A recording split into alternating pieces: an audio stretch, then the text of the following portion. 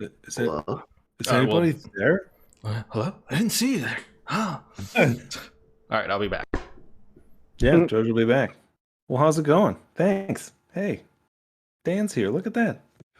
Um, yeah. All right. Well, we're gonna be doing a bunch of stuff today, a whole bunch, because it's been a long time since we've been here.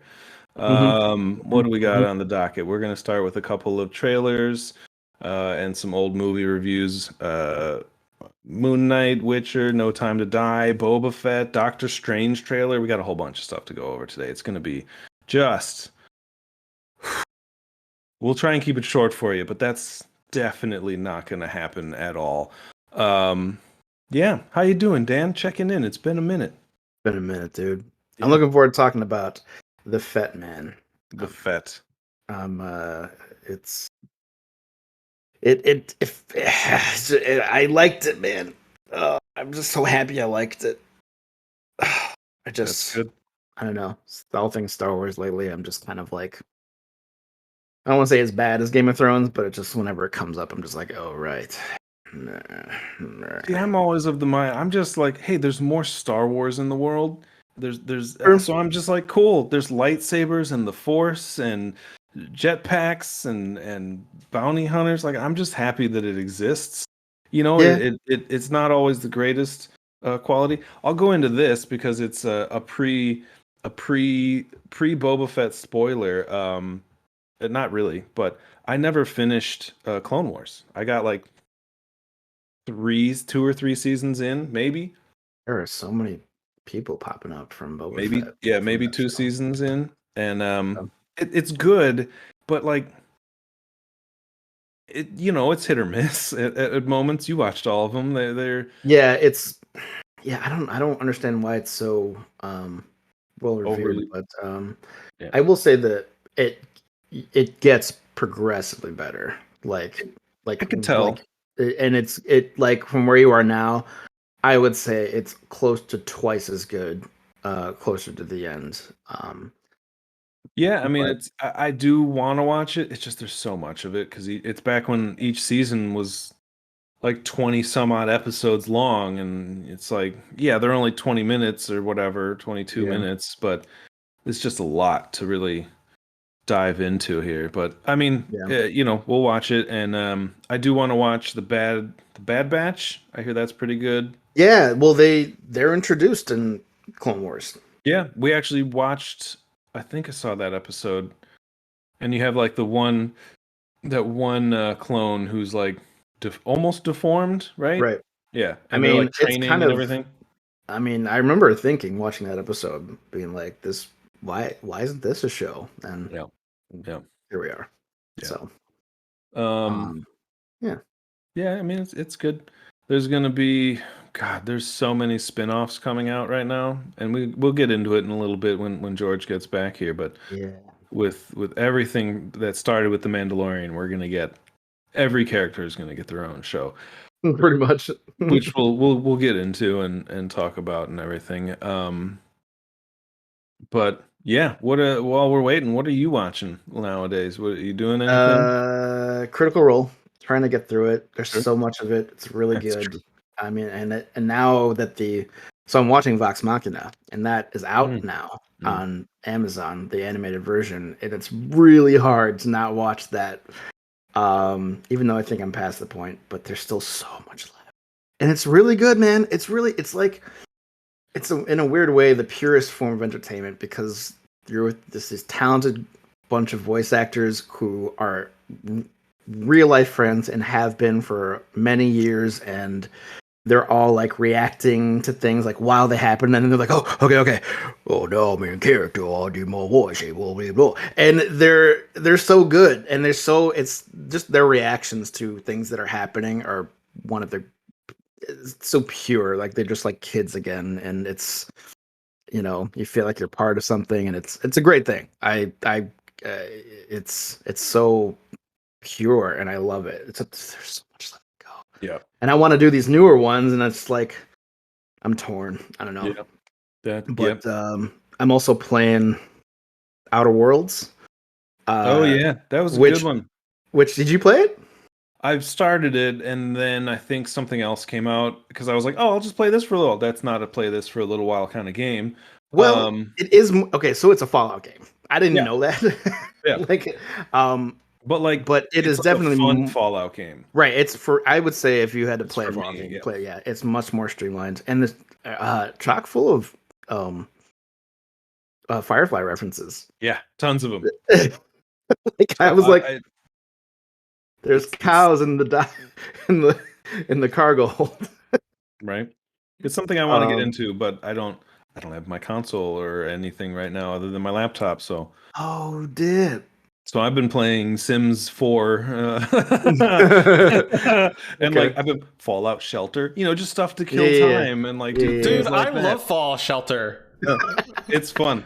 I love it when you get like, I mean, I'm bad because like when it first came out, I bought a bunch of lunch boxes. I bought like 10 of them. I got some like I got some pretty OP people. Like Starcross Paladin was like my first legendary character. She's a fucking killer. Like you have her guarding your door. Ain't no death claw coming through, dude. Like I put a couple bucks into it, so yeah, I got some stuff. It feels bad though because I like haven't touched it in years, and I was like, but I had colonies that were like several generations old. Nice. I love it. Awesome. And then restarted, and I've gotten further now. Oh my god. Sims? No, it's a TV show. Big Bang Theory.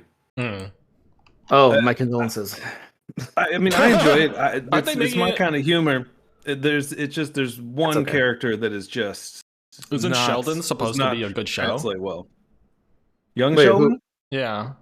Howard Wolowitz. Oh, yeah. Young Sheldon's supposed to be a good show. I've seen clips from Young Sheldon and maybe an episode or two, and it's fine. Again, it's just a sitcom formula, it's CBS, right? Yeah, I think so. Yeah, CBS, it's on Netflix out here. I will admit, out of all the channels that have sitcoms, CBS is the one I watched the least.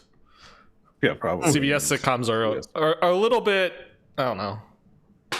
They don't seem to appeal to me as much as like ABC or. It's all Chuck Lorre. Is that what it is? I was a well. That's Chuck Lorre did this. And 2.5 Men and. I watched 2.5 Men for like a couple seasons. Yeah. No, but I'm enjoying it. Wolowitz does not age well.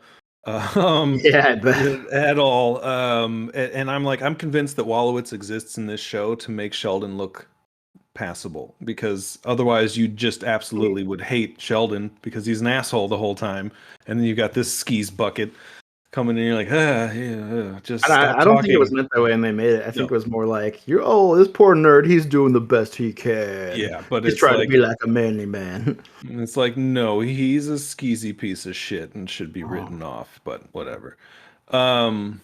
Anyway, enough of Big Bang Theory. That's not why we're here. We're ready when you are. You can do a countdown however you want. It's easy for you to cut your thing when you need it. Oh, this is it. We're live, George. You missed the beginning. We're going. Fine. We're here. I was doing things, okay? Fine. George, that's fine. We'll start without you. You set this whole thing up and let us go. Did you really start records? What do you mean recording? Did you really start records? Records? Yeah. Are you not recording this? No, I pull it. Yeah. Oh, okay. He pulls it from he pulls it from the Oh, from the I knew that. Yeah, we use like a program that downloads Twitch VODs for free. It's actually like I might send money to that guy because I use it like literally every day. I feel like I should support him. It's literally free software on GitHub, and you download. It's called Twitch Leecher. I'll shout it out because I use it every day, and I have no problem. But recommending a good product for that we use. I use it with the permission of the owner of the Twitch channel, GJC327, stamped by hereby on whatever the date is at this time. Yeah. No, legit though. Right, so, here we go. Yes, no, I'm grateful for that, because otherwise this would be obnoxious. Yeah. We're gonna start with all of our opinions, the things that we'll spend the least amount of time in, and then we'll get to the bulk of what we're here for, and that's Book of Boba and into the multiverse of madness. My notes. Yeah. So let's I do homework now. Go, let's go back. let's go back to a movie that was supposed to come out like 2 years ago. The 25th installment, the fifth thereof, Daniel Craig, and final, No Time to Die. We can do a quick one on this. We've all seen this, yes, George? I think you were the only one. Okay, that's what I saw it before you did, probably. Yes, and I was wanting to go see it in theaters, but the pandemic got me all fucked up with and going into theaters and being near people and all that jazz. So I didn't get a chance to, but I did watch this finally. Not to steal Dan's thunder from a couple weeks ago. I apologize for that. It's fine. Yeah, I know. I didn't know that was coming, so I was like, "Whoa!" I just assumed you had seen it. You know what I mean? Yeah, and that's fair. Out of the three of us, you're the bigger Bond fan. I am, which this one hit home for me real hard for multiple reasons. But I liked it overall. I thought it was probably second best of his outings in my showing. Maybe third if you put Skyfall, but yeah, it's hard to say. It's arguable. I think this one's more impactful. Skyfall held some impact because it talked about his childhood, which we really didn't get a ton of in the old Bonds and even the newer ones. But this one really, obviously, for spoiler reasons, held much more of an impact on the series, which will be interesting. So, as a small recap, basically it's James Bond is retired at this point when we meet him, and there's a new 007, and I don't remember the actress's name. If anyone wants to pull it up, she's wonderful. Yeah, she's in the Captain Brie Larson movie. Oh yeah. Oh, yeah. She's Monica Rambeau, right? Oh, yeah. I thought she looked familiar. Photon. Oh, that's cool. But yeah, so he's retired, and then basically they're going after some new foe who is trying to, in the shadows, take out Spectre, who's only just gotten introduced into the whole series again, and then they're just Maria Rambeau. Sorry, yeah, Maria Rambeau. Yeah, and then basically CIA asks Bond to work with them because he doesn't want to work with the whatever, the MI6, and so now we've got like the fun competing kind of agents with 007 and James Bond, which I thought was a fun little aspect that they could have done better, but it was good. And you got Ana de Armas with like stealing the movie, just completely stole the movie. So appealing and so attractive, and like just and then okay, bye, and you're like, yeah, and you're in my head. I'm like, oh, we'll see her later. Yeah, you did in Knives Out. Not at all. And what was people. That? I was like, why? This is another rare occurrence of a Bond movie where he doesn't sleep with the second female, because usually the first female dies in the Bond formula kind of thing. But anyway, they are dirty. I don't understand. I mean, they created a new Bond. She was so appealing, and then just bye. Like I don't know what that was about. Yeah, she needs a spin-off. She needs her own movie for sure. I think there was talks in that, but I don't know. So, long story short, too late. He's with that. What's that woman's name? I can't even remember her name. Daniel Craig had to be a solid 50 when he made this movie. Oh, easily. Right, he's 53 now. Yeah, easily. Especially considering his comments at the end of the when he made the last movie. He was ready to hang it up. I mean, you talked about there's a famous scene of him and story of him and Batista, and how Batista pretty much broke him. Like I think Batista and him mix it up in the previous Bond. So, and his body was he was like, I was feeling it then, and then there was that incident where I think he broke his ankle just walking on set by accident. Like he tripped and he broke his ankle. He wasn't even fighting.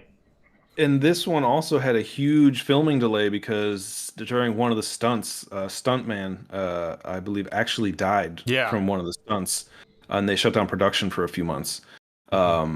But yes, I don't know what scene it was. There was some explosion in a building somewhere, and somebody, a horrible accident, and somebody passed away. So it was, they talked about it and they took their time to get back on the set and were very respectful about it and everything. So I commend them for that. But yeah, I mean, to get back to the movie, I mean, basically this was just him. It was like a relationship that he was in, and then he broke it off, and then you meet up with that person later. It was pretty much a Bond relationship movie, which is unheard of, other than George Lazenby's James Bond. It's a very different type of Bond movie. Yeah, and what's his name? What's the actor's name that plays the villain? Rami Malek. Malek. I thought it was good. It was good. I don't think he got enough screen time at all. We got the thing at the beginning, which was good, but we really did not see that's probably one of the weaker parts of this movie, in my opinion. A fully fleshed out villain, especially one that's clearly given as much gravitas as this, and the quality of actor. I really didn't, compared to, for example, compared to Javier Bardem in two movies prior to this, who fully fleshes out and establishes his character in one scene in the span of 4 to 5 minutes, in my opinion. There was too much mystery surrounding him, and by the time we finally meet him and talk to him, we're in the last quarter of the movie. He spends third act villain. Yeah, he spends 75% of this movie just non-existent. Well, because you had Blofeld in the first half. Right, and I get it as part of the shadow kind of thing that he was doing, but I think that hurt the overall movie in that we didn't really get to know him that well. We kind of understood what made him tick, but I don't know. It's too bad. I think Rami Malek is amazing, and obviously had it in him to do a great Bond villain, but he just didn't have enough screen time. Yeah, it was weird. Yeah, I think it was. I mean, it sadly everything was overshadowed by the ending of the movie. Mm-hmm. Now, granted, the storyline is what brought us there, because Rami Malek has this. They're like what, nanites essentially. If you can't write something, just write nanites, and then they'll do whatever the hell you want. And so you have these nanites that are designed to be programmed to a specific person's DNA, and they can be changed. You can use them for multiple different things, but once they're in somebody's body, they stay there forever. They're the herpes of the assassination world. Oh God, I knew this was going down this road. I was like, he gets essentially it's like a STD. They're programmed for spoilers at this point. It felt like health class, because it's like, oh, okay, we're gonna pour now. Everybody pour your cup. Pour your cup. Pour your cup of water into everyone else's. Just swish it around.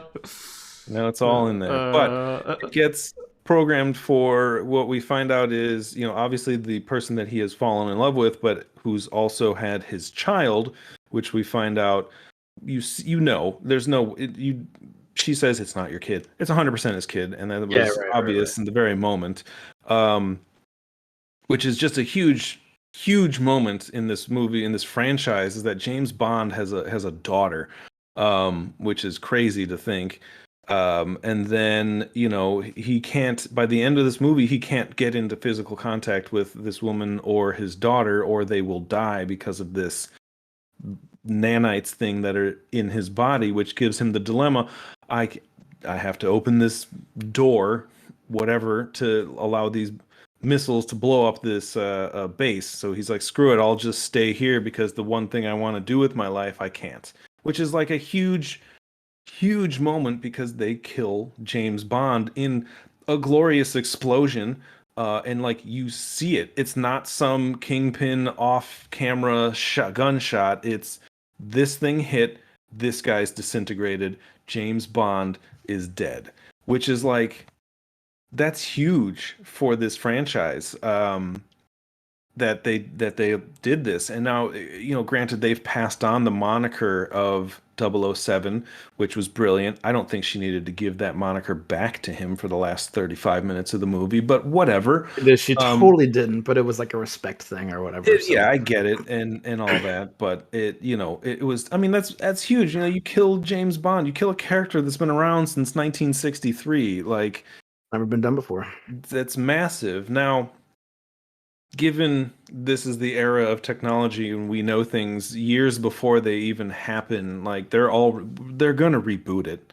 You got this 5-movie James Bond story where it told a continuous story, as impossible as it is to follow. But basically now it does open the door to do it again.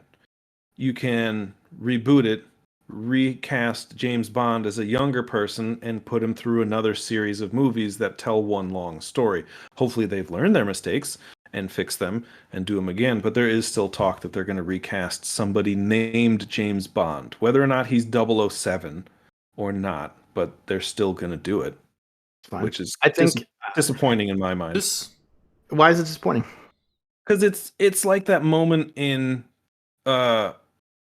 I want to say it was The Rise of Skywalker, where like Chewie's on that ship and it takes off and then it fucking explodes and you're like, holy fuck, that was a monument. And then 2 scenes later, oh my god, Chewie's still alive. All the stakes don't fucking matter. We're just that's the same story all over again. I see what you're saying, but this is different. The stakes don't matter because now we're gonna have a new James Bond. Like, if James Bond is dead, you can tell me you can change the meaning of 007 for generations going forward. Whoever Maria Rambeau is, I can't remember. I feel bad. Maybe, I can't remember her name. But like every Bond series has been their own thing and taken place in their own, universe, so to speak. I think starting over with a new Bond would be no different than how they've done it in the past. Just this story of Bond happened to end with him dying, which, goddamn. But Lashana Lynch. Sorry. And I think that it's a bold choice. I think it was done right, so that made it okay. That made it good. Obviously, we can't talk about Bond without bringing up our dearly departed friend Josh, who I was thinking of the whole time heavily, especially at the end. Tim texted me right after he watched it and was like, I'd kill to know what Josh would think of that ending, and so would I. Josh probably wouldn't like it. He'd be like, I want to like it, but you can't kill James Bond, is what he would say. Probably, I'm thinking. I want to think he'd say that, but he's surprised us on many. He has. You never know. It was done right, so I think he would be maybe just as torn as we are, maybe even more so. Yeah. He was a bigger. Let me lay the ground. He was a bigger James Bond fan than anybody I've ever met. He's got books, every movie on DVD and Blu-ray that came out up until that time. He's got like everything possible, like not just like the books, but like companion books, gadget books, like behind the scenes. Like it was ridiculous how much stuff he had on it. Go on. Before me and George saw Spectre with him, I was hanging out with him for a while, and he was just giving me stuff about Blofeld, and I'm like getting about half of it. I'm like, okay, like he was a fountain of knowledge when it came to Bond. It made that ending all the more impactful. It was to me a little bit of a send off of our friend that passed away, and so that was intense. But it was again done right, and a fun thing that I recently learned was that this was the plan from the start. Daniel Craig, I approached the director or producer, Albert Broccoli's. Barbara. He proposed to her, and he said, if I want to do it, I want to have him die at the end. And what a fascinating thing. That almost makes this whole thing like even better. I think that if they kind of made this choice willy-nilly, it wouldn't have been done right. But it's the story has been leading up to this, and all the events that transpired led to him meeting this woman, having a child, and he wanted a reason to live, and this was his reason, and that's a beautiful fucking thing. It's weird to do that to such an icon, but I think there has always been a level of realism in these Bond movies more than the other ones. Going into cardiac arrest in the first one for me was like, what? James Bond doesn't go into cardiac arrest? What is this? And from that point on, like, you knew this was going to be a different ride, and this was the kind of like, the cherry on top of what was a more realistic Bond Sunday to me. And I think that's a good thing. And even though it's initially you're just like, no, James Bond is invincible, but in this one we get a realistic Bond who throws things. And he had probably his best toss out of all the movies when he threw the pass into the trash bin. I don't know, what? When he was the visitor at MI6, his pass, he just like when he left the office, he's like, you know why he does that though, right? I don't. It's a nod to Sean Connery, who every time he walked into M's office would toss his hat, which you almost never saw him wear, onto the coat rack. So he would just like walk in, nonchalantly toss it like onto one of these things behind me here, and it would just plop and it would stick, and that was it. And you're like, hey, James Bond. And no, this guy's just so like shink, he just tosses everything. My favorite still is the cell phone in the first one, where it just tosses it into the just seat next to him. He's like, I'm out. I don't need this phone anymore. His face when he tosses is just so unimpressed. It's so perfect. I like that. Good. Anyway, George. I think it's interesting because it's hard to not compare and think about, we're doing like a collection of all of it because this is the end of like an era, and I think it's hard not to look at this and see kind of the outside factors and other things that inspired this era of James Bond, right? And it can't be you can't not talk about things like the Bourne Identity series. This was like this era was heavily inspired by that kind of spy thriller. So and to truth be told, I think it at least as far as movies wise, it already eclipsed that in the sense of it had more than the Bourne Identity series. I think Bourne Identity has four movies. Five. It's got five. It has five? Oh, right. It's got the first three: Bourne Identity, Supremacy, Ultimatum. Then they do like a second. Jeremy Renner, right, but he's still Jason Bourne, and then they brought him back, Damon back for a fifth. Okay. One. So then does that equal Daniel Craig? You don't need to see those last two, though. Does that equal then Daniel Craig then? That's five for five. So it's interesting to see the comparison in that franchise and how that franchise kind of made them rethink how they wanted to approach this with Daniel Craig. And it was obvious from the beginning because they chose somebody who had who went back to the Sean Connery build. Sean Connery was always a bigger guy, sort of, and this is like even bigger than Sean Connery.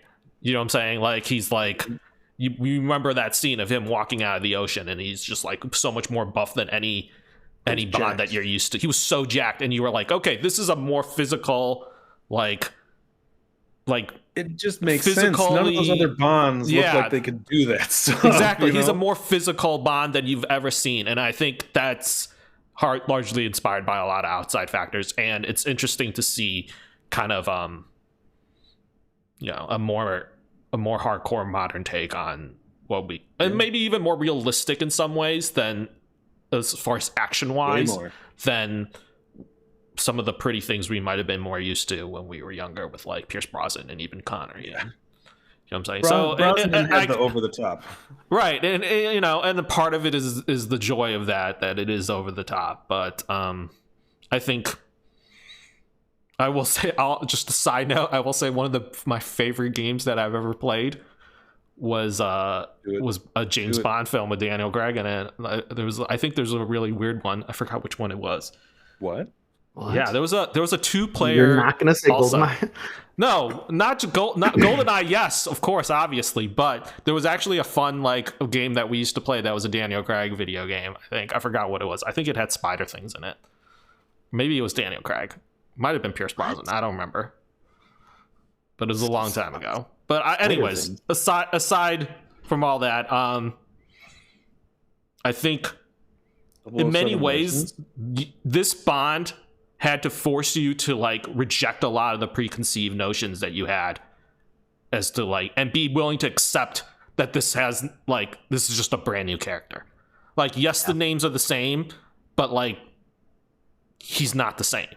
Like, he's just so starkly different and uniquely different than any of the other. Like, you can't. It's a part of you had to come with the terms that like this is not the same person. Almost, I don't know. Despite the names. Was hard for me. I was kind of like, I don't know. This is not a James Bond movie. This is like a different movie with the James Bond moniker. If they ended up being some of the best Bond movies ever. So if they hadn't started with Casino Royale, nobody would have wanted to watch these movies. It started so strong. I think the fact that like Casino Royale for me is like top 2 movies. 3 top 2. Yeah. I would say it's a Goldfinger for me just because of nostalgia, and then this Casino Royale. It's my number 1. It's just personally. It's because it takes itself seriously, whereas like the old ones were just so campy, but yet you still have like the charm with Daniel Craig and some of the writing and a couple of throwbacks and nods and all that stuff. But like it's so different, but it's modern. It makes more sense. You can't shout out to Felix, dude. Yeah, you can't. Shout out! Oh man, like what the hell? You can't have Pierce Brosnan. You can't have Sean Connery's Bond anymore. We can watch them and understand that they're from that time and that era, but like in Dr. No, in the first 20 minutes he slaps the shit out of some woman and then is like, tell me what I want, pow, tell me what I want, pow, and then like fucking kisses her and she's like, oh James, and sleeps with her. I'm like, what the fuck? Like, you go back and watch some of these and you're like, oh man, like it's way more, the misogyny is way more in your face, way more, and you're just like, oh, okay. But I mean, the stories are still good, which is like, still hard to watch some of them though. But you can't do those, and I think they adapted so well to these new ones, where they had enough of the old Bond that people like me and you, and even the older generation, our parents, could probably watch this and be like, oh yeah, I could see Bond in there. I can see them redoing it, and it makes sense. But then still making it fresh for people who are teenagers and younger, and still being able to enjoy these movies. Maybe not Spectre and Quantum of Solace, but like whatever. So 3 out of 5, I'll take it. 3 out of 5 ain't bad. Okay, we've spent way more time on that than I anticipated. I just want to say one last thing. Best Go ahead. poker scene in a movie, I'm saying it, in Casino Royale. Oh, hands down. I loved watching, and there have been some great poker scenes, and like rounders and stuff. Like I think it's. Have you ever seen Maverick? Look, Maverick is. Have you seen Maverick? Look, Maverick's great, dude. But I'm sorry, this one still wins in my opinion. Oh wow! Yeah. It's close though. Good. Oh, it's close. At least they're not playing Baccarat anymore. Baccarat's popular of a game. I don't know what they're talking about. Okay. Anyways, so let's move on to something that's still a little bit older, but not that old. The second season of Witcher came out not too long ago. I'd say like a month ago or so, 2 months at this point. I can't recall. Yeah. Dan's gonna have different opinions, and I'll give him some time to chew up the scenery on this one here. I'm gonna go last on this one. Toss a coin to your smircher. Dan's in a different position than this because he's played the games and really loved them and enjoyed them. No, just 3. Just 3. Okay. And I'm aware of the story. I read about the stories of the first 2 games. And again, the games are different than the books. And which this series is books. This is based off the books solely. Right. So everything's Yeah. So I've not done any of it at all. So I went into all of these, fresh-eyed and enjoying my life. I'm gonna say I liked it. Overall, I had a good time going in order this time. Fuck, can I just say like shit, man? And it wouldn't have been such a big deal if it didn't take me 4 episodes in the first season to figure that out. Because you just didn't know. There was no indication that these were different periods of time because. Someone told me before I started watching, so I was like prepared myself for it. But you're right. Oh, we missed something. Who do we have here? I can't read that. Dr. Orville. Dr. Orrible. Orrible. My God, I need new glasses. He said that Tombstone is my favorite. Oh man, that is a good one. I'll give that to him. There's Tombstone is one of my favorite westerns. Okay. Oh man, I'm gonna have to rescind my. I think he's. We'll, we'll move on. That'll be our end of the podcast. We'll come back to that. Yeah. I enjoyed Witcher. I liked the development of the story and the relationship between Ciri. Yep. Am I saying that right? Yeah. Ciri and Ciriel. And what's his name? Geralt. Thank you. I thought that was a lot of fun. I enjoyed getting to see new Witchers. I didn't know that there were even more in the world. I thought it was just like he was one of the last couple, maybe, and kind of technically is still when you look at it. I thought it was compelling that they found a way to make new ones, and that was a pretty big plot point for a minute in there. And I was like, ooh, we get some new shit. Like you find out about like Ciri's bloodline and how she's super special. And it's, what is it, Old Blood or something they call it? Elder Blood. Elder Blood. And like I was in on that. I was like, oh, this is getting good. Like, is she gonna be like an Elder Blood Witcher? Like, is this gonna be like a super Witcher? Like, I was so excited to see that. And then they were like, nah, and I'm like, that's probably for the best. But I mean, we know about what happens when you come to OP.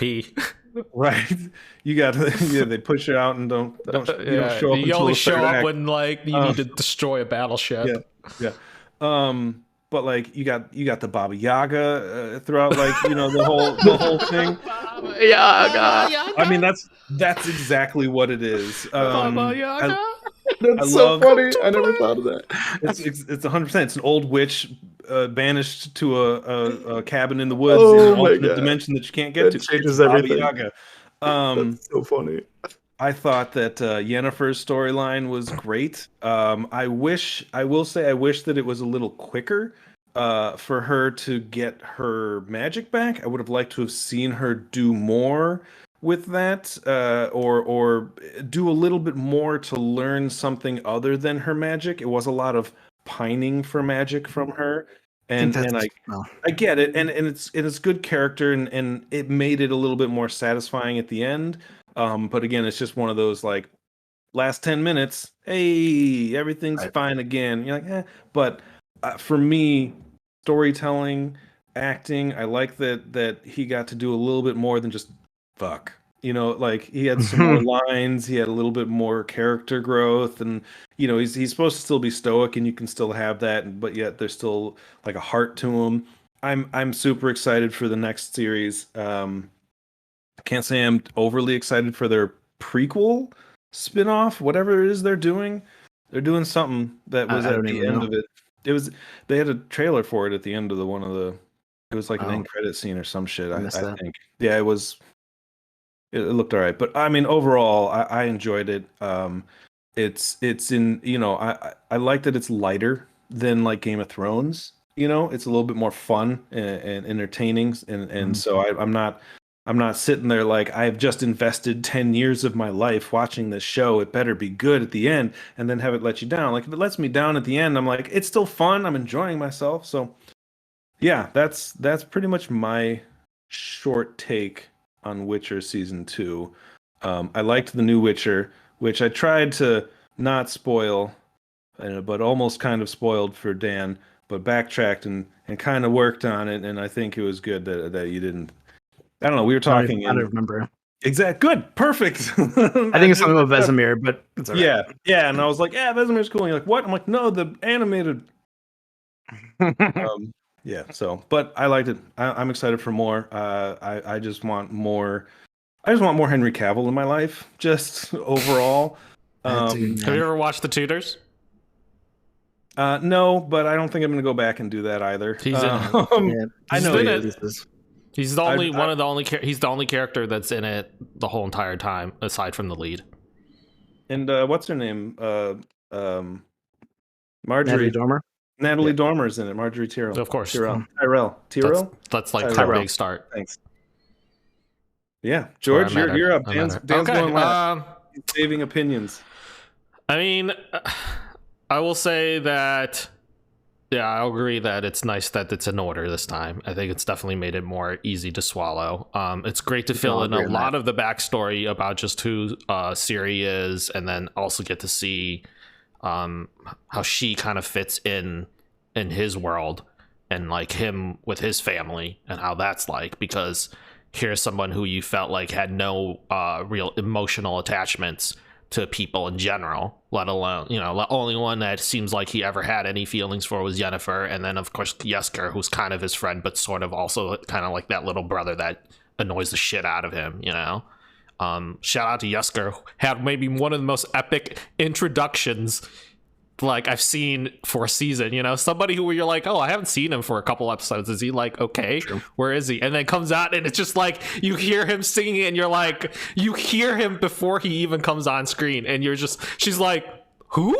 And then you start hearing the music and it's just like, and then it's him, and it's just like, the song is like fire, by the way.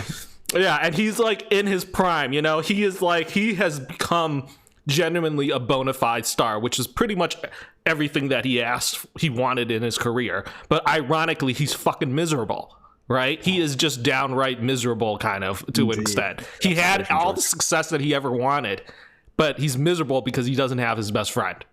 And it's just like, man. Oh. Yeah, it's just like, and it's because he was miserable but without his best friend that he saw the success that he's seen, because that's like his greatest fucking hit, like the song about the butcher.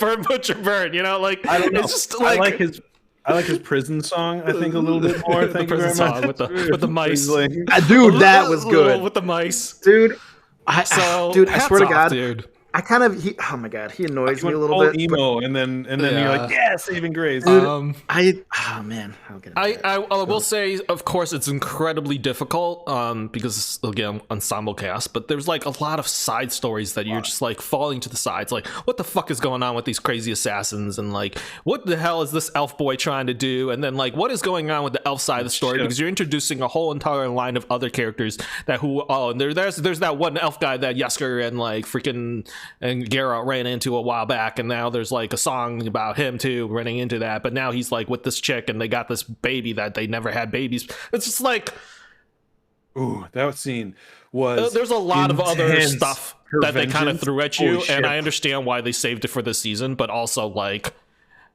a part of me is like, I don't really care. I don't know if it's okay to say that, but I'm just like, I'm not as interested in that part of it. Like I feel it feels like filler storylines that like I don't really have as much interest in it, and maybe that that's just me, because I feel like it's gonna come around without. Hopefully it does. I want some payoff for it, but I don't know. Who knows? I will say, when she wandered through that town and just put that symbol on everybody's door, and then just murdered every baby in that town. Yeah, I was like, oh man, TV shows don't do that. Hell hath no fury. Oh my God, your babies on these shows are destined to die, man. It's so fucking like lit on fire in her dream. That was insane. I do like that he really does. Aside from the fact that he's like, she's his ward or whatever, like I like the fact that she really has become like part of the family. She's one of the Witchers now, like regardless of the fact if she's like she doesn't have she doesn't have the blood or whatever, or as she hasn't been turned, like they still see her as like family now because she belongs to him, and it couldn't have been more clear. And the fact that they put her through all those paces and try to train her and try to teach her and all that was just essentially like seeing if she had the stuff, and they realize that she's important and she needs to learn to protect herself.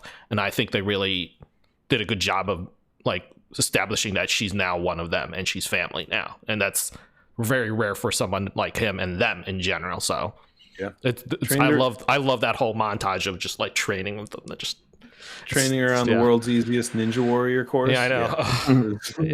Sharing their respect, though. I mean, that was respect. So good for exactly. So plot device. I like it. It was good. I of course want to see more, and also there's a lot of teasing things of like It's like, who are these, like, the Wild Hunt and all that, like, stuff, like, it's which is like a very, anybody who knows anything about even like Witcher video games know that's one of the major it's the Avengers points. level event. It's one of the major plot points of the storyline. So ironically is Game 3 has the Wild Hunt edition and Season 3 will be the Wild Hunt. Yeah, so it's like okay, I'm done. That's my spiel. Sorry. I will say the one thing, and then you can have the floor, Dan. The ending where it was spoiler. You find out that her dad is still alive, which I was like, the thing is, we haven't seen, other than like these throwbacks, like he pops up and I was like, who the fuck is that? Like, I'm like, who I knew is it was this? him as soon as I saw him. I didn't recognize him, and I was like, oh. And I was thinking about this. I was like, they haven't. It was the dude who was like the hedgehog looking motherfucker. And then, I get it, but like I don't think, because the first season was all sorts of fucking jumbled, and because he looks different than even like the weird, not flashback, but like when she's in her own head memories and like being played with, and she's. She sees her parents again. He looks different than that, to the point where I'm like, I don't recognize I don't think this has as much impact as they wanted it to for me. Because I was like, I don't know who this is, really. And then it had to be told to me. And I was like, oh, that's pretty intense. But it's also like, cool, you could have done that just a little better. But anyway, go ahead. Right. That was a good, man, a little fun little tidbit. In the games, that gentleman, the father, is voiced by none other than Tywin Lannister, and makes he gets so much more. I mean, he's so into. I mean, you have very few scenes with him, and he's very. Sorry. Yeah. Very few. He's very regal and just not a lot to him, but Charles Dance. So. I rewatched this first season before I watched this one, which is why it took so long for us to talk about this in the cast. So thank you for waiting. Thank you, gentlemen. And I've come to the conclusion that it sucks. No. Shocking. Dan didn't like a thing. I still enjoyed it, the hell out of it, and agreed. The linear timeline definitely helps with everything. I'm not a huge fan of Yennefer in these series, but I think her arc was good. And even though, and George brought up great points about Jaskier, he annoys me, but he's entertaining. And I think part of it is, dude, I swear to God, I'm like, I am Jaskier. I feel like sometimes, like, and then it culminated with like that scene with him in the prison coming up with his own song.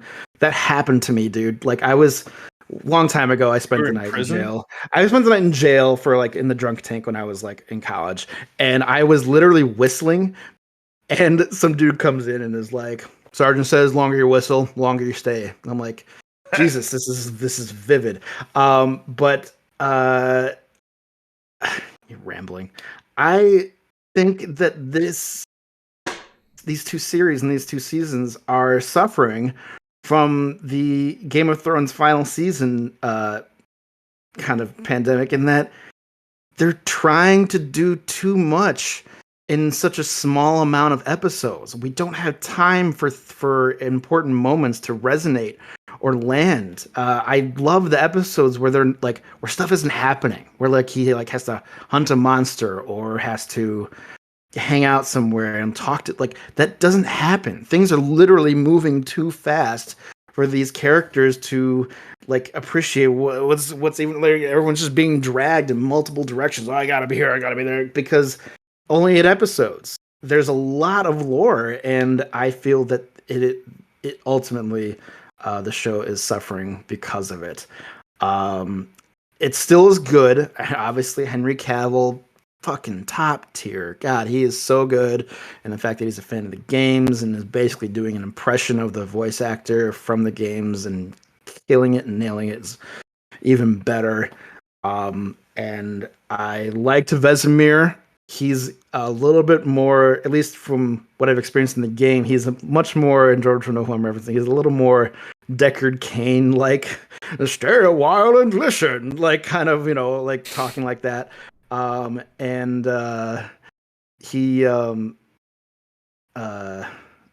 anyway, he was good in this. I liked he was a little more driven and a little more emotional in the show, and I liked that. I think that was, I don't know how that translates, but it's overall it's really good. It's interesting knowing what happens in the games versus what happens in the books in the show. I mean, two great characters who are around and are kind of the good old boys that Geralt would run into that are no longer around are Mousak and now Eskel, who died in the second episode, being infected by the Spriggan, the Leshy. And I mean, what a weird choice. I think that's kind of them trying to be like, okay, we're doing our own thing. Like this is not going to be loyal to the books. We're gonna do so. Maybe it's kind of them being like, anything could happen. But those are like two interesting characters, especially Eskel, who is often referred to as like a variant of, or like a mirror side of Geralt. Like he also gets a child surprise, and surprise. That's what he also he gets that opportunity, but he does not want to collect. And he spends a lot of time moving around said area where he would have to collect and avoiding it for most of his life. And it has like an impact on his life because it's fighting against destiny, which is a big theme in this later season. And isn't that what Geralt did the first season? He avoided it until the last moment possible. He was supposed to come and collect when the child was born. Right. And I think that was why, like, some things you could say, like, there was a war or something. Yeah. There are consequences to fighting against destiny, which isn't always an interesting theme. But even if it's the whole destiny thing is getting a little tired. Anyway, ultimately, of course, I'm going to watch the next season. It's the season parallel to the game that I've played and loved. I just wish there was more. I think it would benefit from like 2 more episodes and a little more downtime and these impactful things that happen for characters to react to them instead of not and just quickly moving on to the next thing. It kind of feels like. I mean, they're already teasing the third, the Wild Hunt by the end of this episode, and you're just like, oh my god, this is happening already. And it's too bad, but what are you gonna do? This is the way that things are. I'm sure Cavill's schedule is nice and full, and so it's probably hard enough to getting him and figuring out a day for him to come in and film. He needs 40 hours of Warhammer every single week. Yeah.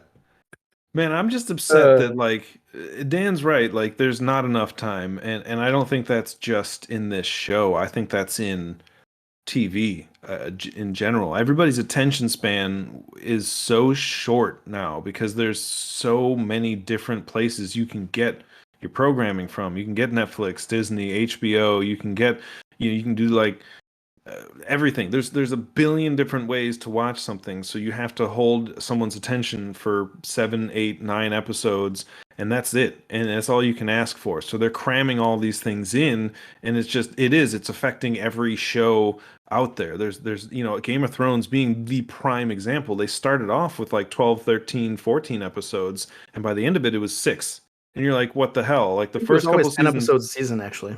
Was it?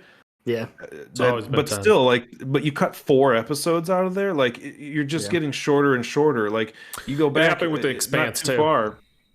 The Expanse started off with like 10 or 12 episodes, and now and went down to 6 episodes by the end. Yeah, like for me, it's like Doctor Who. They'd have like 15, 16 episodes, which is in my opinion, that's a good amount of TV. They're hour long each. You get a lot of different things that you can do. You can have a throwaway episode in there, make it fun and light and lighten up the mood. And now, poor Jodie Whittaker, she's got 9 episodes, and you're like, well, first of all, since when is a seat like I get 9 weeks of watching something like that's.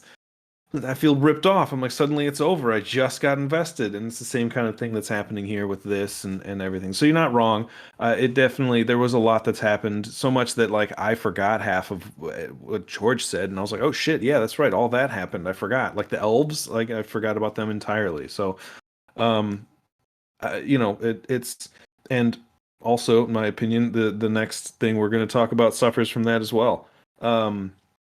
Good segue. I think everything is. So the next thing we're talking about is a 7-episode season 1 of the Book of Boba Fett. Boba Fett. The music is great. So good. I'll go so far as to say this: it's a 6-episode season of Boba Fett with a random Mandalorian episode in the middle. I said that exact same thing. And I was like, oh, cool, we get the Mandalorian, I was like, I thought I was watching Boba Fett, but okay. Yeah. Poor guy got his show hijacked by the Mando. It's funny because for me, I'll go, George, you go first. I'll go later. I have thoughts. He's not ready. I wasn't ready, actually, to be honest. He wasn't ready. I wasn't ready. Go? Okay, I will start because I've been thinking about this, actually. Okay. What's very interesting about Boba Fett is that you can kind of look at it as a and I say this all the time, Marvel loves doing homages and different, essentially every single Marvel piece is a different take on a different genre of film or television, right? That's the whole Disney idea. Or Marvel? Disney and Marvel in general, but Disney also. Sure. So, but what's interesting is because we know who's in case you don't know, who's behind Mando and Boba Fett is the man who helped create and usher in the era of Marvel, which is Jon Favreau, and a lot of this show is like this, and Mando, of course, has his like extra touch in it, and from small details to large overarching things. So his show, if you look at the way Boba Fett is broken down, is different homages to different styles of film. A good chunk of it is a mafia film. It's a crime drama. It's a Tommy Vercetti. So good. Tony Montana rise to power story and the struggles that goes with it, and the fact that you choose Tony. One of the big scenes in Scarface is when he kills the boss, and there's that guy on the side, and he's like, and the guy thinks he's gonna get killed, and he's like, "Do you want a job?" And he's like, "Yeah, Tony, yeah." And he's like, "All right." And then Chi-Chi's like, "Hey, you got a job!" It's like showing respect to your defeated like enemy and like doing the right thing and doing the honorable thing. And also a big part of it, the first part of it actually, or at least his backstory part of it, is a very much so like homage to like even a movie we talked about, kind of Dune, where the off-worlder comes in and gets accepted in by the tribe. It's a little bit if it weren't for the fact the guy's Samoan in real life, but it's a bit of the white savior, I hate to say it. It's a little tropey. I'm glad they didn't play too much heavily on it, but it is like, the white savior coming into this like native place, and then yeah, he's not white, but that's the phrase, the white savior, like the guy who's, the foreign guy who comes in. Oh, I see what you're saying. Okay. Like, it's Last Samurai. This is a great example of that. Yeah. Like Last Samurai, like Dancing with Wolves, like the outsider who gets accepted by the tribesmen, and then, Dune, and then becomes the leader Avatar, or whatever, Avatar. Absolutely. No. It's a very played out storyline. I'm glad it wasn't too big of it. It was just his backstory, and maybe gives him the seeds to turn over his life from bounty hunter to want to become a more honorable, respectable figure. So that's great. And then there's like the great heist thing, and I'm not gonna jump to any conclusions per se, but I dare say maybe Jon Favreau has seen Fast and Furious 5 before, because literally there's a fucking train scene where they're trying to rob it. That's not exclusive to Fast 5, man. All right, fine, Fast 5. Also, there's a lot of scenes where they're just like building shit. Like, like there's a lot of like gratuitous like scenes of like metalhead like gear tuning, which is like very indicative of the old school. What was that? Like I didn't Fast know and Cyberpunk Furious. was going to be part of. Yeah, and some little cyberpunk things going in there. Like the 14 teenagers with attitude that Zordon got. Yeah, so it's very, very funny in that sense. It has that like touches that genre. That's so accurate. Fucking Power Rangers in the middle of fucking Boba Fett, man. Yeah. Why do they have such shiny bikes? They're in the fucking desert. Yeah, they would never be that shiny. And to get to Metal that arm, also, go. that was like, I feel like that was like a nod to like old school car chases, you know, where there's like a random, maybe like catch that dog, and the dog's like running around like slow. It's like the weirdest. It was just like that budget for that episode was very weird. So, but I understand what they were trying to do with that, like in the way they were the way it was shot. It just felt like the slowest car chase. It felt almost comedic, you know, like something you see in a kids movie. Worst. Yeah, right. The slowest car chase you've ever seen in your life. But whatever. What was the worst? The car chase. Where they're chasing down the mayor's assistant. The Mojadoma. That was fine. No, it was whatever. Horrible. It was so horrible. What are you talking about? So horrible. It completely pulled me out of the moment. Yeah, because it was so goofy. It was so horrible. It was very much so. I mean, I understand what they were going for. Whatever. It was budget issues. Also, anyway. And then, of course, then comes Mandalorian, and it just becomes the rest of the show is just like Mandalorian 2.5, and then we didn't need that, but finally, shout out because we gotta represent. Side note, even though she's already done it, but I'm glad that Ming-Na Wen has such a big role on the show, and also the fact that she did most of the heavy lifting. She did most of the heavy lifting, and also, truth is, I mean, it's been a long time, but if you didn't know, she's the only person to hold the hat trick or triple crown of Disney franchises or Disney things. She's been a Disney princess, she's been a Marvel superhero, and she's been in Star Wars. She's the only person. So Grand Slam winner. That she's like pretty freaking amazing when it comes to that. So hats off to her, and this lady can do it all. She's been around forever. So mad respects. I'm so glad and so happy to see that she was not just going to be some toss away thing. Like, she's a true partner in crime with him. Like, she is his right hand woman, man, whatever you want to call it. So I mean, honestly, it's a big role. Yeah. Like, she's many times she is the brains behind the whole thing, you know, like, I hate to say it, he would be lost without her. So 100%. Hats off. And the fact that she's a fucking badass. And it's great to see that. The mod scene, whatever, when they were going there with the cyberpunk music, I was just like, what is going on? A little. Who is this guy Star with Wars? his hair? Like, I don't know. Yeah. It was whatever. I don't know. In general, I obviously loved it. And, you know, even though I will say it was weird that Mando came in just for a whole episode to like take over, does not mean that I did not enjoy every part of it. It was amazing seeing, obviously, Luke again. I did not think I would see Ahsoka so soon again either, which was fucking crazy. And probably because they're about to start doing her show too, so they want to pick up some steam on that. And I dare say maybe we might see her in Obi-Wan randomly. Who knows? You will see her in Obi-Wan. Right, you probably might even see her in Obi-Wan as well. So that'll be interesting to see. Like 2 months. It's in May. 3 months. So I'm the reunion. In general, I'm very happy. There was maybe some other things that I was thinking about. Oh yeah, final call to Jon Favreau. There's a funny scene when they're doing when they're fixing the ship, the Naboo fighter, which is like nerding out. But when they're fixing the ship, he's talking to one of the robots to about where to hold the light, and he's like up, down, left, right. And he's like, no, just hold it. Blah blah blah. That same conversation is almost identical to the one that Tony Stark has when he's like first making the Iron Man suit and telling Dummy to move the magnifying glass. He's like, oh, I'm sorry, am I in your way? No, up, down, left.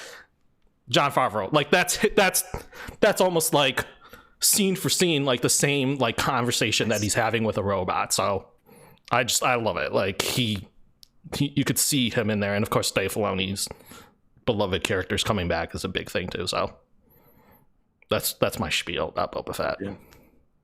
So I'm gonna. What? Boba Fett. I'm gonna say this, that keeping up in true modern nerd fashion, I don't think that there's going to be too many things that Dan and I agree on.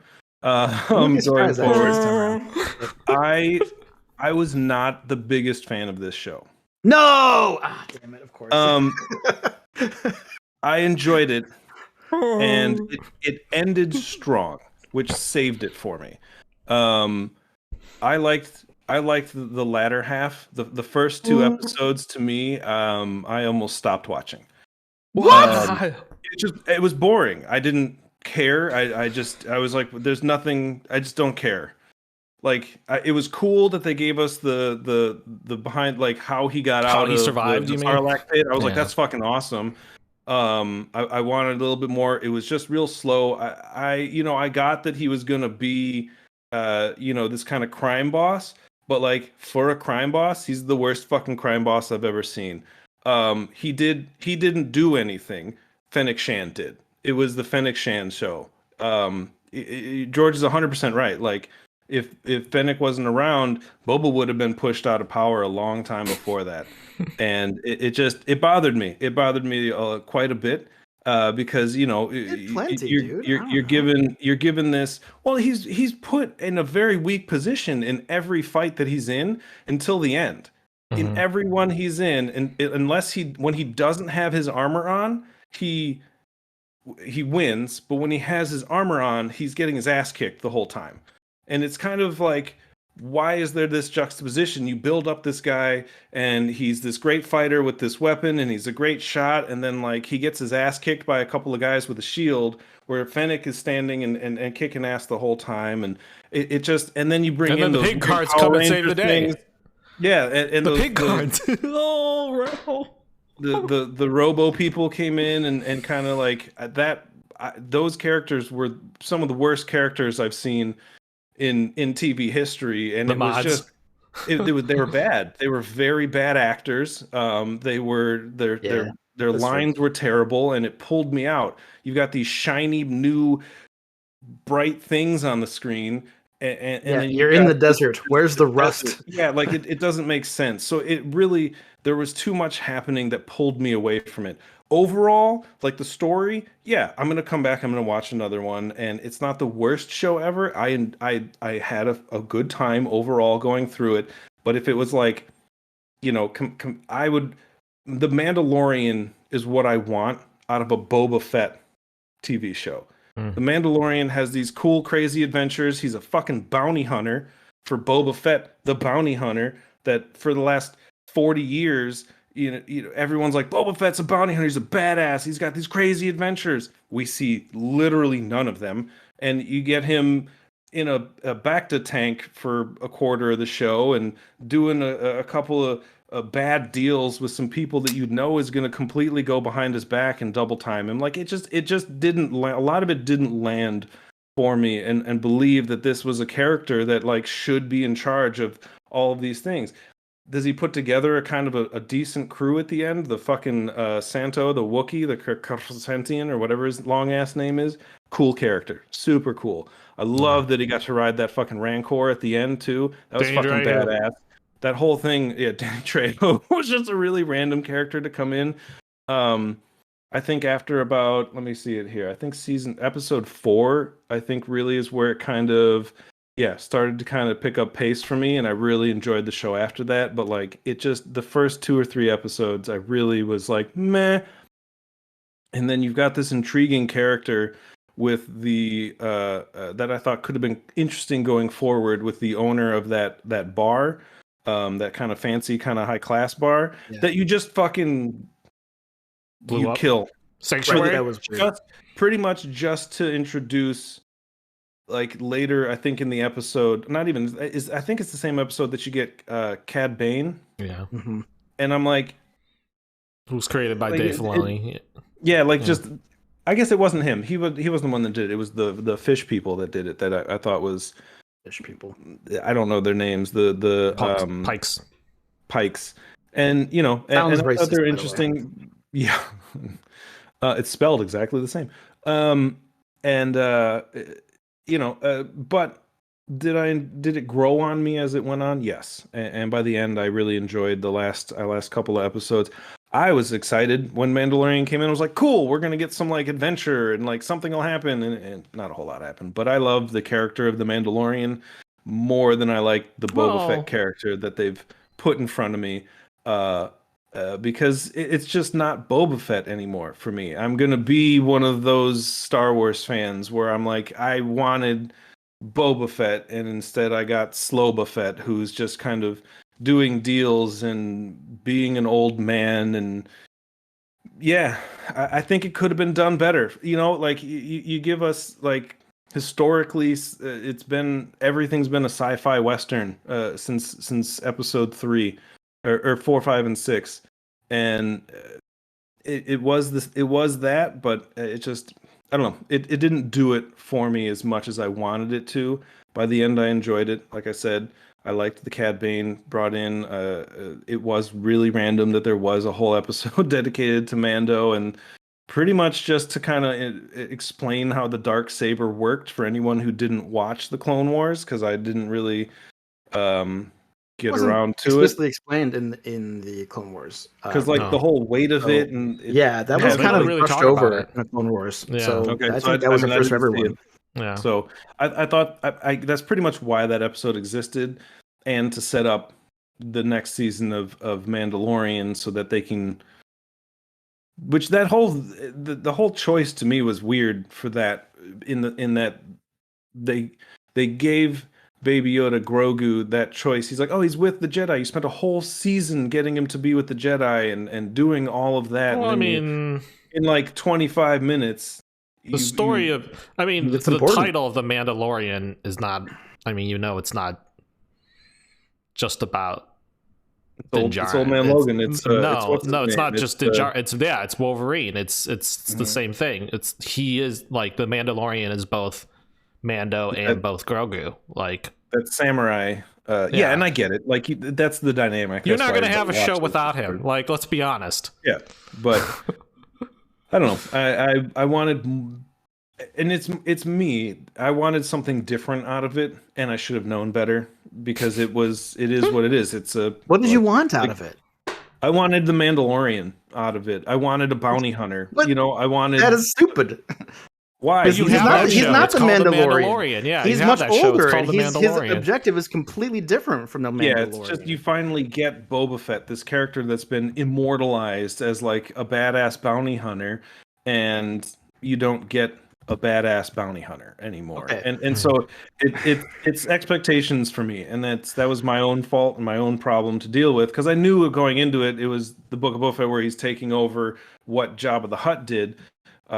His territory and all that, but it's Boba Fett. I wanted a little bit more Boba Fett than. And you have to remember that he is fucked up still for most of this. Like he is, so that's why he's not at the tier of Boba Fett level. Like he's healing in that baggage tank for like a whole series until like the last episode. And I thought that was a bad choice.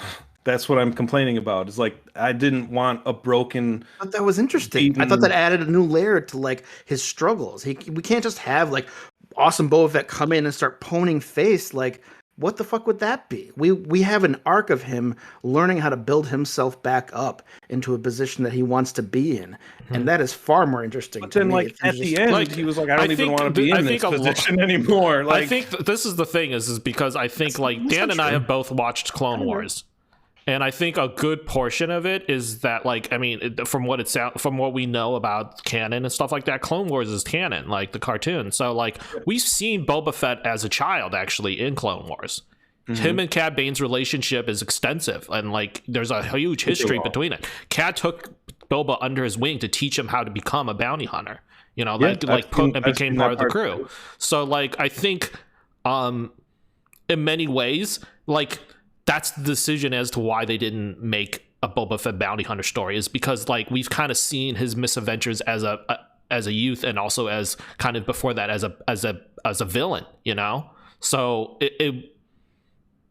and maybe that's like why they chose to go a different direction. And not to mention, of course, The Mandalorian is a story about a bounty hunter. So it's like, what's the point of making a second movie or a second show about essentially the same genre of film? Like they wanted to introduce these other styles of filmmaking. I wanted a little bit more out of it. I was pulled out of it too often in moments like with the modders and random things like that. And it just as a show for me, it didn't land as heavy and hard as some of the other shows that I've seen and been watching. I wanted a little bit more out of it. That's all. Dan Smarch, please. Tell us. Go ahead. You got the last word. What a role reversal right now. This is usually me ripping on something and Tim being the optimist. I disagree with just about everything Tim has said. I fucking loved this series. I was in it from the very start. I thought it was, I don't know. To me, everyone's talking about how awesome Boba Fett is. Me too. With zero reason as to why Boba Fett is awesome. Boba Fett where? Why is Boba Fett awesome? Because he has a cool costume, and you see him get pwned by a blind Han Solo in the first 20 minutes of this movie. There's zero reasons, and so now we finally get a reason of why Boba Fett is awesome. Not only because it's clear he has skill, but he's continuously picking up new skills and not residing on his old skills to move forward. And you see him learn how to build himself back up again, and why he's fucking Boba Fett. And I think that was awesome. And I think the whole him with the Sand People was a little strange, but ultimately really good. And it's him learning about that whole time. He's learning that if I want to I don't know what I want to do, but I want a crew with me moving forward. He learned in that episode, I don't want to be solo Boba Fett anymore. This has been a fulfilling thing for him. And then it was taken away from him. And that was a huge driving force for him. And he wanted that again. And I thought that was great. And he obviously, I will agree, Ming-Na Wen did most of the heavy lifting. And I think Tim isn't wrong. He does get his ass beat a lot. But so it was good. And it made sense for the story that they were trying to tell. And I liked that about it. I don't want just Boba Fett just being awesome. I want it. Give me a reason why Boba Fett is awesome. He's slogging it through it, and he ultimately, even though it takes him a while, he does come through. Agreed on the cyberpunk. Tim, your Power Ranger comment fucking killed me. It's so true. It's they have all the other colored bikes. I don't know whose choice and design choice that was. Terrible one. I'm going to tell you, it's a budget. It was a budget issue. It was a budget issue. That seemed expensive though. And I will it was a budget issue. The bikes. They spent so much money on the Mando episode with the fucking halo. Just take a bat and hit those things just a couple of times. A dirty bat. Yeah, hit them. A little bit of rust here and there, anything really. But save the money. Don't paint them. Just leave them silver. That being said, still didn't drag. It didn't pull me away too much. I was fully invested to the point that when we got the Mandalorian episode, I was like, I don't want this. I want Boba Fett's rise to power. What the fuck is this? We've had 2 seasons of The Mandalorian, which to me is overrated as fuck. I think people got Baby Yoda goggles or something because it's not that good. It's this dude who speaks in the same tone of voice all the time, shows no expression because he wears his helmet all the time. The show suffers because of that. It's what's he thinking? I don't know. He's the Mandalorian. Woo, woo, woo, woo. It's we get so much more character growth and development and desire in Boba Fett in 1 season than we have from 2 seasons of Mandalorian, by threefold. We don't know what the Mandalorian he likes Grogu. He wants to be with Grogu. Okay, cool. The reunion for them when he was great at the end. But I was bored with that whole fucking thing, him landing and talking to computer animated Luke Skywalker is teaching me. There were some nods that was cool, to the old series of him being in the backpack, just like Yoda. But I just was come on, let's get back to the action. This feels out of place. I will say that I probably enjoyed the Mandalorian's solo episode more than anything else in the past 2 seasons of the Mandalorian, save for maybe the season 2 finale. But and the building of the ship was very cool. The Naboo starfighter was very awesome, and obviously good. You're right, dude. And the scene of him doing Anakin's run was giving me goosebumps on top of goosebumps. Yeah. I thought that was very cool. You should be coming up on Beggar's Canyon. I was oh, pod racing. What was the name of his previous ship? What's her name? Heavy in Stitches. What was her name? Pelly? Amy, I don't know, Amy Sedaris, and whatever the name of his previous ship, she just kept saying like, "Thought you wanted your old ship." Like I thought that was great. But you get back to the action and like just the recruiting and like the what action are you talking about? You keep saying action. I guess maybe I don't know. Action was in Boba Fett. I guess to me just the rise to action. power. Freaking the Wookiee dragged him out of that Bacta tank.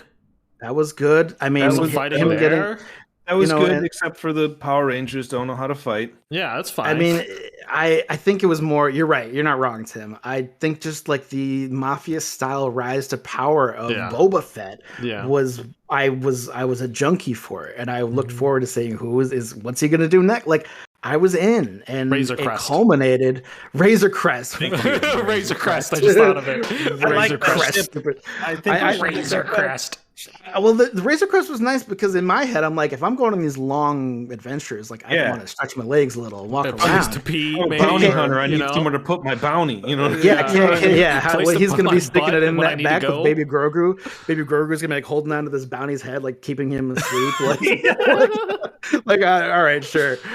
Makes sense. But I was just so glad when we got back to Boba Fett, and I liked, I think the Cad Bane thing was cool. Obviously, I was excited. It's a lot of pressure bringing a character to life that who looks like that. Who looks like that and has been immortalized in a previous animated show. That's a lot of pressure, and I think they still delivered, even if he just kind of all he did was just kind of walk most of the time. But that's fine because he is at this point. Who knows how old? Like he was a full-blown adult in the Clone Wars. So that's got to put him in the hundred somethings.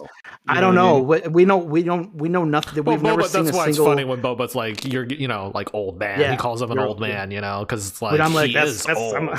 In my head, I'm like, that's kind of the pot calling the kettle. But anyway, what's the phrase that he says? If that isn't the snuff, I forgot. Oh my god, I didn't know what it was, but I fucking loved it. That's a callback to something that Boba actually says in like one of the first episodes as well. Oh really? Yeah. So it's it's funny because it's like a phrase he probably learned from Cad growing up. So it's like, hats off to that. And also, quick side note is Clone Wars, because it was canceled, actually had a brief little few episodes that never aired. One of the episodes is an origin story about Boba Fett and Cad and how Boba got the dent in his shield. It's that when they finally faced off and Boba finally donned the helmet and the whole suit that his dad had and finally fit in it as a grown adult or a grown teenager, him and Cad had it out and Cad shot Boba in the head. When did they repaint it?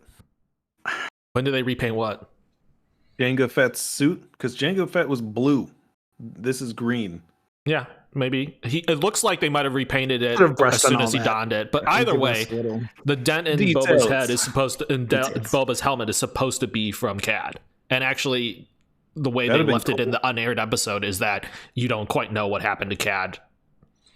So it's very interesting. Obviously, he survived. That long kind of him. Did he walk there? By the way, what the hell was that? Yeah. Well, it's funny. The title of that scene is like from the desert comes a stranger, which is like Which is very like, it's very the whole show just turns into a Western from that point. You're just like, ding, ding, I don't know. I love this series so much. I rewatched it already with my girlfriend. Me too. It felt like I was watching like wrestling kind of sometimes. Like when he like comes in and like on the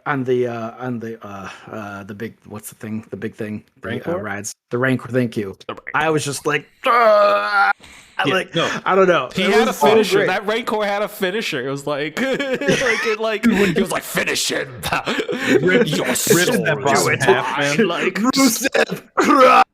Finish him. Like, do you know what I'm saying? Like, he even did the finish him, and then he's like, okay, it was great. Okay, I wish we got more Danny Trejo, to be honest. Like, I kind of thought we'd see him a little more, and it was a great kind of like thing for him. They cut him a check to do a couple lines more.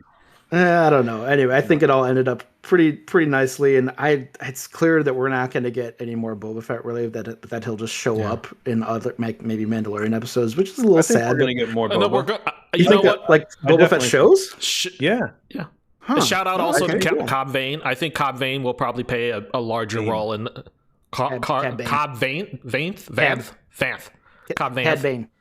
Cad Bane. No, Vanth. Oh, that's a different Cobb Vanth. Yeah, that's a different Marshall. You mean Fantastic from Justified, dude. right? Like, loved it, dude. Yeah, from Justified. He was my favorite part of the show. No, yeah. So he, post credit scene, he's in the back of the tank getting, getting healed. So I'm saying I'm thinking he'll play a bigger part next season and become an ally of Boba, and I'm hoping so. Help him bring stability to Tatooine. To backtrack a tiny bit, if I was going out of 10, Dan, I would still put this like 6 or 7. It's still a good show. It's just, for me, it was a slow burn, and then it just accelerated, which I enjoyed. So in the end, I liked the show overall, but like I said, just those first 2 episodes, I was just like, it's very. Point. I would say it's very calculated, though. Yeah, it is very calculated. Approach is very calculated because Tim, they're trying to catch both you and Dan in the audience, right? There are people who would never watch Boba Fett and don't give a shit about Boba Fett, but if it weren't for the fact that, okay, they kind of are interested in Mandalorian, so we gotta catch those people and hook those people. And then there's the people who've known Boba Fett for so long and treasure him, and then we gotta satisfy those people to a certain extent as well and do that justice. And it's like, how do we catch all of that in the middle? This is kind of funny. Well? Tim kind of pulled a classic, had expectations for the show, and I didn't. And yeah, me either. Didn't. I know nothing about Boba Fett. I was not hyped. I didn't really care much about him. There's not much to know about adult Boba Fett. I thought he was kind of lame. It's like, why do we like him? Like, it's like his costume, like his action figure was really sold really well. So it's like, Boba Fett. Was we knew more about child Boba Fett, like by tenfold more at this point than we do about more screen time for child Boba Fett than George Lucas him and told us what he was like as a child, and I'm like, I don't care what he was like as a child. I mean, we see him a lot in the Clone Wars. Yeah, and what he's like, and that's like way more screen time than he'd ever gotten to that point ever. By a lot, and I like the reason to see Boba Fett in the flesh anyway. He had some comic books that I did read, and he was badass bounty hunter Boba Fett, which I thought was fucking cool. So, I mean, I'm not going to rip into it anymore because we could go on forever about this. No, I'm going to say it. Fuck you guys. Yeah, exactly. Good. The one thing that bothered me, and just going back to like him getting his ass kicked a bunch, is like when he's like pre-back to tank with the Sand People, and he's learning how to fight again and healing a little bit and slowly and all that stuff. Like he has that fight scene in the train station where he beats the hell out of the bikers, and it's pretty badass. And like he doesn't really seem to get his ass kicked very much at all. And then he goes and becomes, the Boba Fett that is the rest of the series. I don't know. Yeah, but I mean, they're like, but there's like 7 of them, and he just beats the hell out of them all. And then he goes and he's got all his gear on and has been in the back to tank for a little bit, and just kind of gets his ass kicked every time he gets into a fight. But he gets his piece, dude. When does he get his ass kicked? He got his ass kicked when they all had like those shields, and they were kind of trying to surround him in like the first episode when they left Sanctuary. Yeah, and he just he didn't want to destroy the town that he's trying to protect. You know what I mean? And she didn't do any better. Like she fared the same as him in that moment. She fared a little bit better. She wasn't on the ground. She did the same thing. Literally on the ground. It's like the only example. I mean, it happened again in the second episode. I don't remember. I mean, there's the one where we got his ass whipped by Santo, but that was off guard without his armor. He's going to get their ass whipped by a Wookiee. So yeah, with fucking shock knuckles. Yeah, it's going to happen. Hell yeah. You go and get got. I want those. Anyway, those things are cool. Okay. Overall, it was a good show. It just it didn't hit my expectations. Yeah. Which pulled me out. So I'm what just did you learn? A little bitter. Don't shout out also to Mandalorian scene where like he comes into the first scene where he comes into the collect the bounty on the guy, and he like shows him the puck or whatever. Exactly the same thing that happened in that first episode of the Mandalorian. If I don't remember season 1, he shows the guy the guy with the blue face who later on comes back in the second season to help him. Do you remember? Yeah. And he's like, that's not me. That's not me. Like That doesn't even look like me. Literally line for line. And then he's like, I could bring you in warm or I could bring you in cold. Like literally same exact scene, line for line, like season 1. The Mandalorian theme though. Yeah, it's bangs, dude. Bangs. Not like the Boba Fett theme. Boba. They're both really good. They're both really good. I like them both. I'm just all right. They're both really good. Let's have a really short conversation before we have our last really long conversation. What? We skipped something, and it's upcoming, and it's coming out soon. And look, it's worth talking about a little bit. And it'll be a moment. The Moon Knight trailer, the full trailer, dropped not too long ago. We had a teaser before that, which was really short and didn't give you much. And this one gives you a little bit more, which is all I'm going to watch because I don't have a ton of history with Moon Knight in the comics. I'm a Moon Knight adjacent. I've heard people talk about him and love him and whatever. And he's like a psychotic Batman without all the money I get. I don't really even know if he's rich or not, but like the guy is questionably crazy. To the point where he's hearing voices and seeing things, but then again, like, you know, Deadpool is as well, but it's more like psychotic break kind of crazy as opposed to just talking to yourself kind of crazy. The comic books Deadpool literally has 3 different word bubbles that have different colors to represent the individual people in his mind he's talking to, but they're all him. Moon Knight might, but I don't really know, but he's basically Zack Snyder's Batman. It's basically that. That's what you're getting because Moon Knight has less. It's such a bird. Yes, he has less problems hurting people. Like he's taken. But he murders people though, doesn't he? Sometimes I think maybe. I thought that was his thing. He didn't. I know he brands people with the moon symbol, and they do that in Batman v Superman, funny. And I'm just like, what the hell's happening here? I'm like, are we watching Moon Knight? Am I in the wrong theater? What's going on?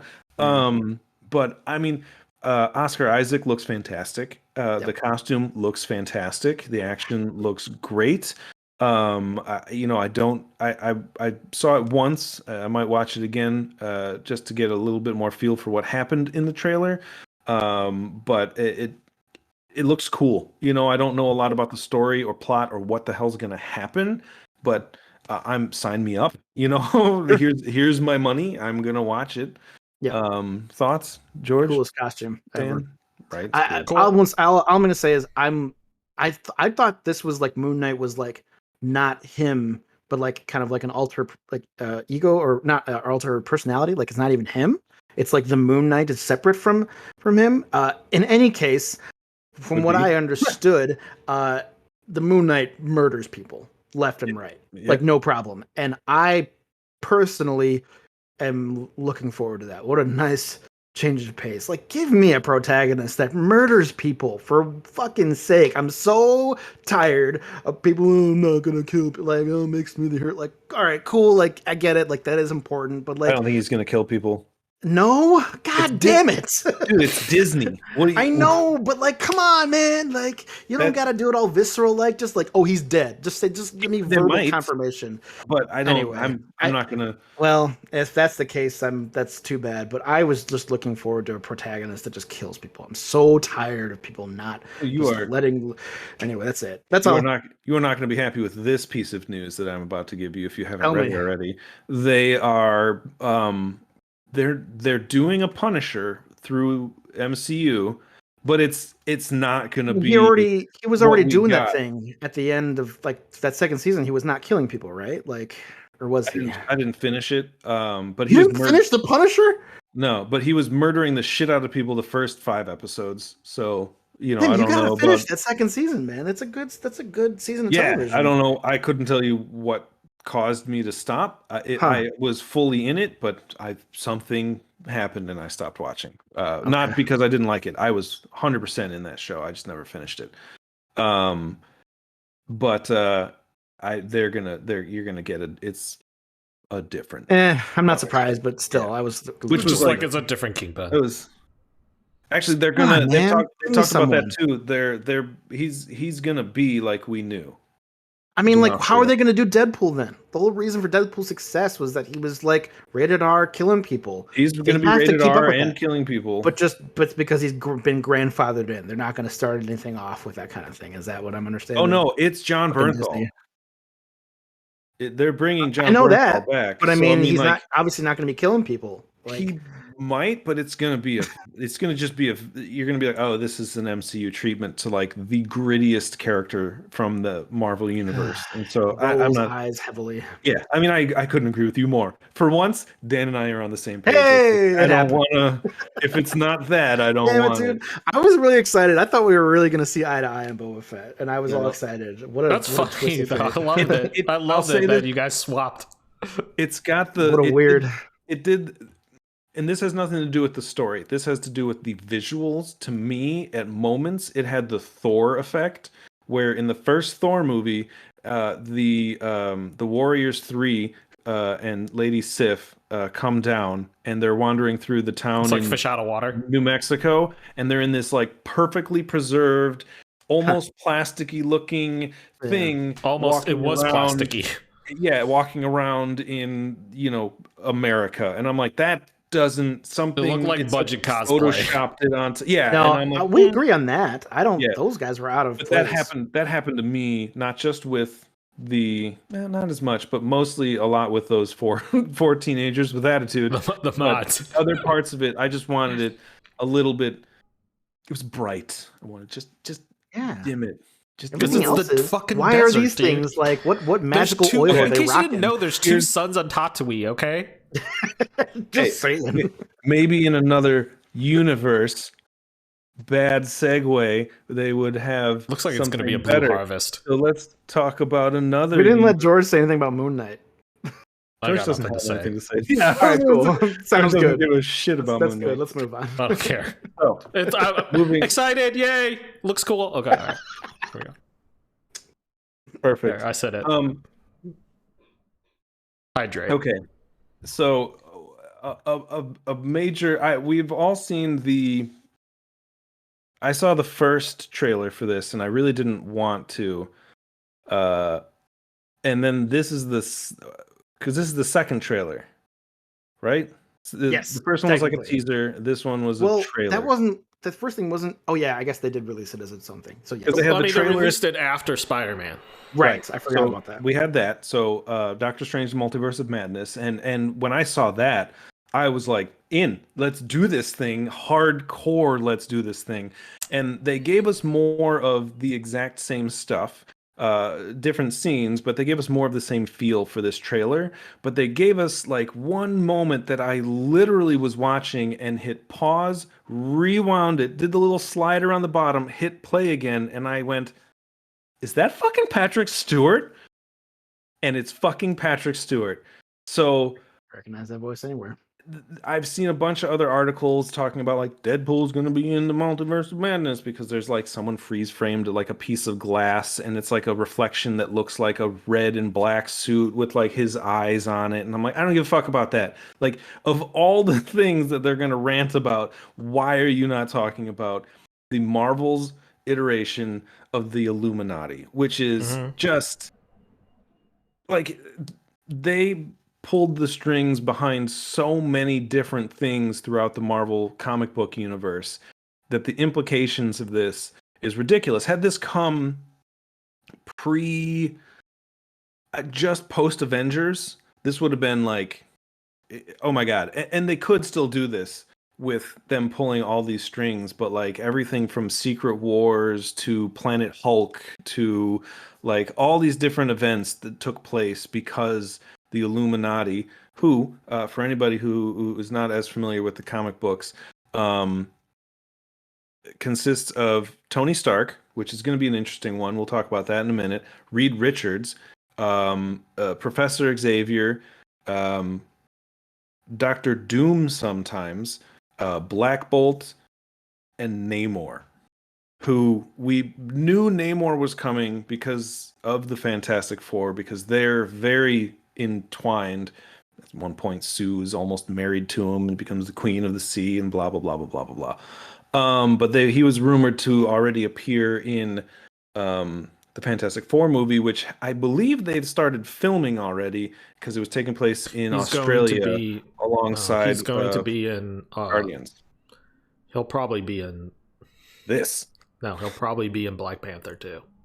Yes, that was the first. Yes, thank you. But he's probably going to show up in this. If he doesn't, I mean, we'll see if he shows up in this or if they really show him in this per se. But the thing is, the Illuminati, him and Black Panther. That's some heavy history. Atlantis versus Wakanda. Yeah, so heavy. There's maybe like a end scene credit with him in Black Panther too. But the Illuminati has been known to take place across the multiverse. So it's not that it's always our versions of these people, but they'll have members from different universes that sit on this and kind of oversee it, as though the play on the not Time Lords, from Loki. Fuck. What were they called? The Timekeepers. Timekeepers, where it's like a council of timekeepers. Well, that's kind of what the Illuminati does, is kind of look over the multiverse. And this is a perfect time to do that, is in showing Professor Xavier, but it's not. It's tying the X-Men universe in with this, so it's saying that the X-Men are a separate universe than the Avengers and Spider-Man and all these people that we know, and it's a great way to introduce these people to it. Again, small rumor that Hugh Jackman might actually show up for like a small cameo. Not going to be probably our continuing Wolverine, which to me is like, don't even do it. If he's not going to do it again, don't even give me 5 seconds of it. I don't want it. You're just being mean at this point. And then the other strong rumor, which I don't know how I feel about this, but there's a small rumor that it's Tom Cruise will play a multiverse version of Tony Stark. Cool. If this were like the 80s and 90s and they were trying to do it, because he was what they wanted him originally, right? Like they wanted him in the like 90s when they were going to try and do these movies. I think that's cool. He's not going to be like a staple. He's going to show up for this movie, maybe. Yeah, I hope he's not a staple. It's interesting. Like, I'm curious to see how this like whole, it has a very like what if feel to it, right? And then also it's like, this is obviously a Tony that sits on the council, and things didn't go wrong with Ultron. Things worked out for him from the looks of it. And it's interesting. It'll be interesting to see what happens in a world where Ultron worked and he has a legion of robots and now he's controlling the multiverse. It's very interesting also to see how this could even tie into what's going to happen with Kang, because if Reed is there, for those who don't know, Reed is a forefather of Kane. They're related somehow. They're like great-grandchildren or something like that. So it'll be interesting to see how that ties into what's gone wrong with Loki and Kane and all of that as well. So Kang? Yeah. I thought you were saying Kane. I was like Kang big red monsters growing up. Kang the Conqueror, aka He Who Remains. So I'm psyched to see that. Of course, Patrick Stewart thing was pretty fucking awesome. And like I said, they gave me more than I was daring to ask for, so I'm happy about that. Shout out also to we finally see some real like action with what's going on with Wanda, as well as the new Miss America. We kind of get to see what her powers are, and I'm very curious to see. She is, from what it seems like, has the ability to create portals between universes. So maybe why he seeks her out. Yeah, which is she can pretty kick cool. star-shaped holes in reality, allowing people to travel between universes. The star-shaped thing is useful. It's a little ridiculous if you ask me, but stars and stripes, baby. Yeah, I'm excited. I need to chew on that for a minute, Dan. Yeah, I'm with you, Tim, on this revealing things in the trailers, man. These moments, they would be so much better You can just tell, like let's talk about the last Spider-Man movie. Like before Alfred Molina fucking ruined it, they were not going to reveal any of those guys.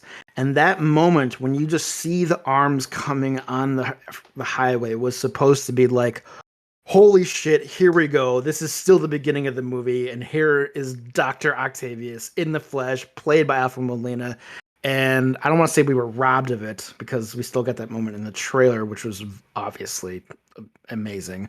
But yeah, I want these moments to happen in the movie. The main argument is we gotta put butts in seats. We gotta get people to come see the movie. It's so hard. And that gets people excited, and I understand that. But it's like these moments are what we live for, like as Marvel fans, and they're depriving us of that. And I'm like not salty because I'm sure they're still in a movie called The Multiverse of Madness. I'm certain that we will have multiple oh my god, holy shit, look who it is moments. So I'm not too worried, but I still would have liked to see Patrick Stewart in the flesh in the movie for the first time would have been an unforgettable moment. Yeah. And now we won't have that. Though I talked about this last time, like they could be lying to us in the trailers type of thing, which they've done before. And everyone figured out the whole thing with the in the last Spider-Man trailer where you see Lizard get kicked in the face by something invisible, and it turned out that everyone was right. It was another Spider-Man kicking him in the face, and we saw it happen. And that was like a weird like double bluff. I don't know why they decided to keep that moment in the trailer, like the knowing how fans dissect these trailers hardcore. Yeah. Did you see Patrick Stewart, Tim, in your rewind of the trailer? You did. You see like him from behind, as if the camera's like right here, yeah, and like you see Strange like is walking in. his bald. Yeah, I'm like that. That looks like it's probably him. Unless it's a McAvoy psych out. Ooh, no, it's James McAvoy, but they used Patrick Stewart's voice. What a debate! That's a possibility. I'm gonna say a small possibility. It's debate. I know it's definitely him, but small chance that they're misleading us. You know, they didn't show him us. We only heard him. It is definitively him, but something sounds synthetic about it. Sure, it is. I mean, something about it sounds metallic-y or not quite right. Like it's not like it's him talking into a. I mean, it's going to be him, and it's going to be him, and but he like could be floating chair him. Yeah, it could be him doing it mentally. So. Sure, actually, that's a good point. That could be that as he doesn't have to. I went through the trailer again as well. Lots of things I'm excited about. Oh, Miss America, is that her official moniker? Yep. She is in that trailer just as much as Doctor Strange, by the way. So she's going to be huge. A lot. Yeah, she's going to be in that a lot. Obviously, very much looking forward to our first official sighting of a what if character in the evil Doctor Strange. Oh my god, is that exciting? That last moment in the trailer where he's going full, I don't know, demon. Whatever's happening. So cool, and that's so exciting. And I went through. There are characters in that, and you could rewatch that trailer and like, who is this? I'm not going to. You're not going to. That's good for you. I mean, there's a clear of what looks to be a dude on fire.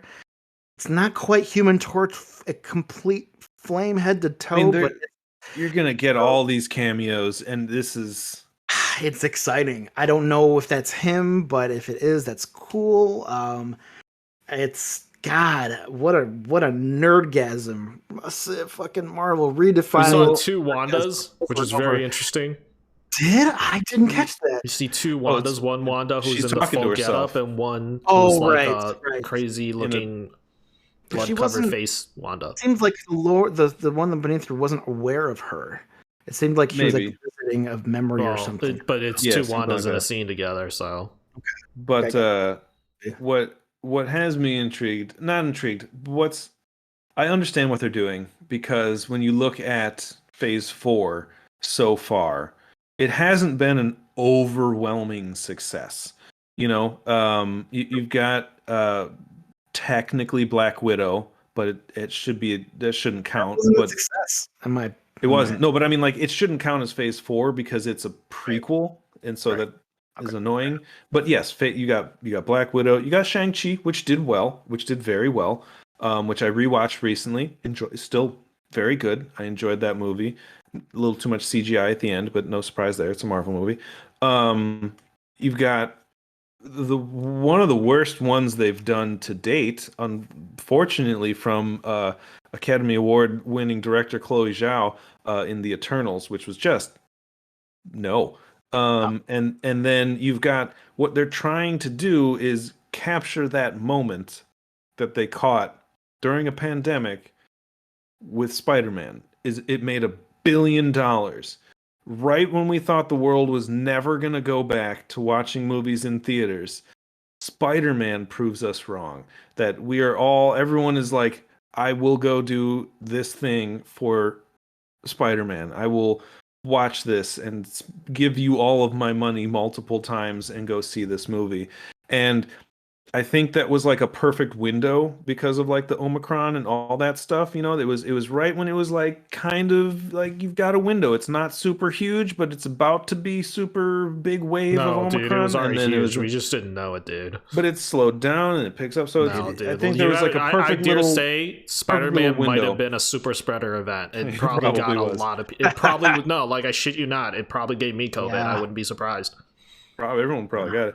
Yeah, but everyone who was like remotely sick or like had a cold probably had COVID. This is from one of my friends who's a doctor who said that if you had symptoms that were like a cough or a sneezing or runny nose or anything like that, it was probably Omicron. It's just because you had a vaccine and you didn't feel it as much. Yeah, and then they're trying to redo that by being like, "Hey, here's another multiverse thing. Like you had your little taste."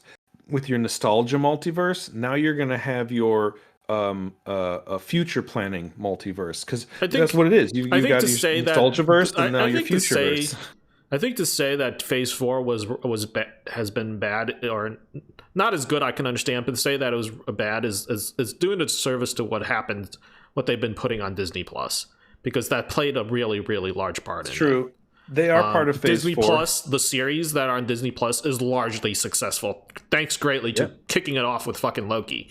But I have to say that Phase 4, film-wise, you could say it's up or down or whatever, and that I can understand is to be expected with the emergence of COVID. But like Phase 4, as far as on the Disney Plus side, has been a success. So to say it hasn't been successful is to discount what they've done with Falcon and what they've done with even Hawkeye and I would say if you include the shows, it's definitely you should. Yeah. I mean, from a financial point of view, for asses in seats. Oh, I see. Yeah, from a moviegoer's standpoint, biggest asterisk in the world with the pandemic. You know what I mean? Right. So, but I think they're like, well, we've done it. Let's do it again. Like we proved that even through all of this, people want to still go see our movies. Let's try and do it again and give them. Hey, if you really are considering Doctor Strange, here's another really big reason as to why I think Doctor Strange was always going to, regardless of pandemic or not, has always been this bit. Like this took a lot of time for them to do Doctor Strange too, a lot longer. And if you consider the fact that they've already done 3 Spider-Mans before they did a second Doctor Strange, it's kind of like, you know what I'm saying? Even though Doctor Strange's movie came chronologically before Spider-Man ever debuted, I think, if I'm not mistaken, or it's the same year. That doesn't matter at this point. That's right. It's right around there. No, but you know what I'm saying? Like, this movie was always going to be a big one, and it was always going to be this because they've been planning this movie for a very, very long time. They always knew that this was going to be the second movie, that it was going to bring in the multiverse. You know, and I hate to say it, a lot of the other shit that happened especially with Wanda, was just to set you up to be okay with this. And then what if, just to set you up to be familiar with the idea of a multiverse. So if you think about it, it's literally 2 shows that they used to set up Doctor Strange. Like, it was always going to be this big. They planned it from day one. It didn't matter, like, pandemic or not, in my opinion. They were always going to make this big. Right. I'm just saying marketing-wise, they're trying to capture more people. This is a pretty big jumping off point for me. Not for me, to me, this is a big jumping off point for Phase 4 and the rest of the Marvel universe, because it's setting up more so what's going to happen down the line than any other movie. Right. You've got the shows which are teaching you and you're learning about the multiverse. You've got Spider-Man, which showed you really what the multiverse can do. You've got Shang-Chi, which gives you a new character, and Eternals, which gives you new characters. But this is like, here's your core people. Here's the people you know and love. Here's some new people. Here's where this story is going to go. We're going to branch out and tell you all of these things. We've seen almost every single young Avenger at this point that they're going to put into the crew once we see America Chavez and everything. So like you've got the groundwork now, and this is it. This is where everything starts to happen. So I'm fucking excited. I think it's going to be big. I think I'm going to like it no matter what happens. I'm excited to see it in theaters. So yeah. That's it. That's all I got. Boba Fett, was it better than Rogue One? I was about to say, it's no Rogue One. Absolutely. Yeah. Look, I still enjoyed Rogue One. I haven't enjoyed a piece of Star Wars media like this since Episode 6. Original Star Wars series. It's like that. It was great. I enjoyed it a lot. I am glad that you enjoyed that. I really am, because you were not doing great with Star Wars. There was a lot of little payoffs for people who are Star Wars fans. Even if you aren't a hardcore fan, you can enjoy it. But there was a lot of payoff in the way that Rogue One has a lot of payoff for Star Wars nerds.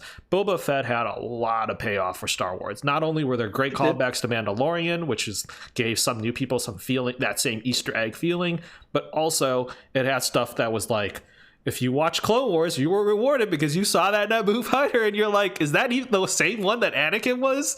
It's not even Clone Wars. That's Phantom Menace. Yeah, Phantom Menace. I mean, Phantom Menace. Right. So it's like it had a lot of little tiny rewards, I think, and also if you didn't know, a lot of like the bots that helped him are all actual bots from previous Star Wars works. Did anybody see the bot? Oh, did anybody play the last there's a video game Jedi Fallen Order? Yeah, the one with the Did you play that? Anyone? No, I know that's from that game. Did you see the little bot that rides on your back the whole time? I was like, hey. So a lot of just sprinkling, like, and it's, again, hats off to Jon Favreau, Dave Filoni. They put this. They're killing. This is like a baby. They're killing. In many ways, you have to look at Boba Fett and Mandalorian as a collective piece together, all three, because it encompasses that whole thing, that the whole vision that they're trying to usher Star Wars into. So I really, really enjoyed that, and it yes, does it feel like Mandalorian 2.5 kind of? Sure, but that's okay. I like to look at it as a holistic thing, all three seasons of this. I feel like put together. Favreau and Filoni have been like, here is all your nerd arguments about everything you haven't seen since Return of the Jedi, and we're just gonna fucking end them all. Fuck you. This is how he got out. And then everyone's arguing about like how, like, it's not as big of a one, but like everyone, since you first see Boba Fett's ship back in episode 5, you're like, that's the worst design for a ship ever. Like, who has a flat thing that goes like this, but then has to take off like that? It tilts. And then they proved it when they're getting it out of the thing, the hangar, and he's like, I can't shoot anything. Shout out to that dude. Okay, I can't see. And it's like, it's the worst design for a ship. It's my dad's ship. I gotta get my dad's ship back. Don't scratch it. My dad'll kill me. Oh wait. Last night I watched some of the behind the scenes stuff that they did for Boba Fett, and there's that they film a lot of it inside what they call the volume, which is a 360 high resolution LED like room full of stuff that they can just put in the background. It's fucking amazing. But they use the volume to create the inside of Boba Fett's ship. So that scene when they're sitting inside the bay and it like turns, you could see it all spinning around. That's all just LEDs, giant LEDs. Somebody went in there, took the time, designed the whole thing, had to figure out how it would look and rotate as it was turning, and it was done so beautifully. I couldn't even tell. It looked like fucking like a set piece that they actually made, and it's just like, God fucking damn, dude.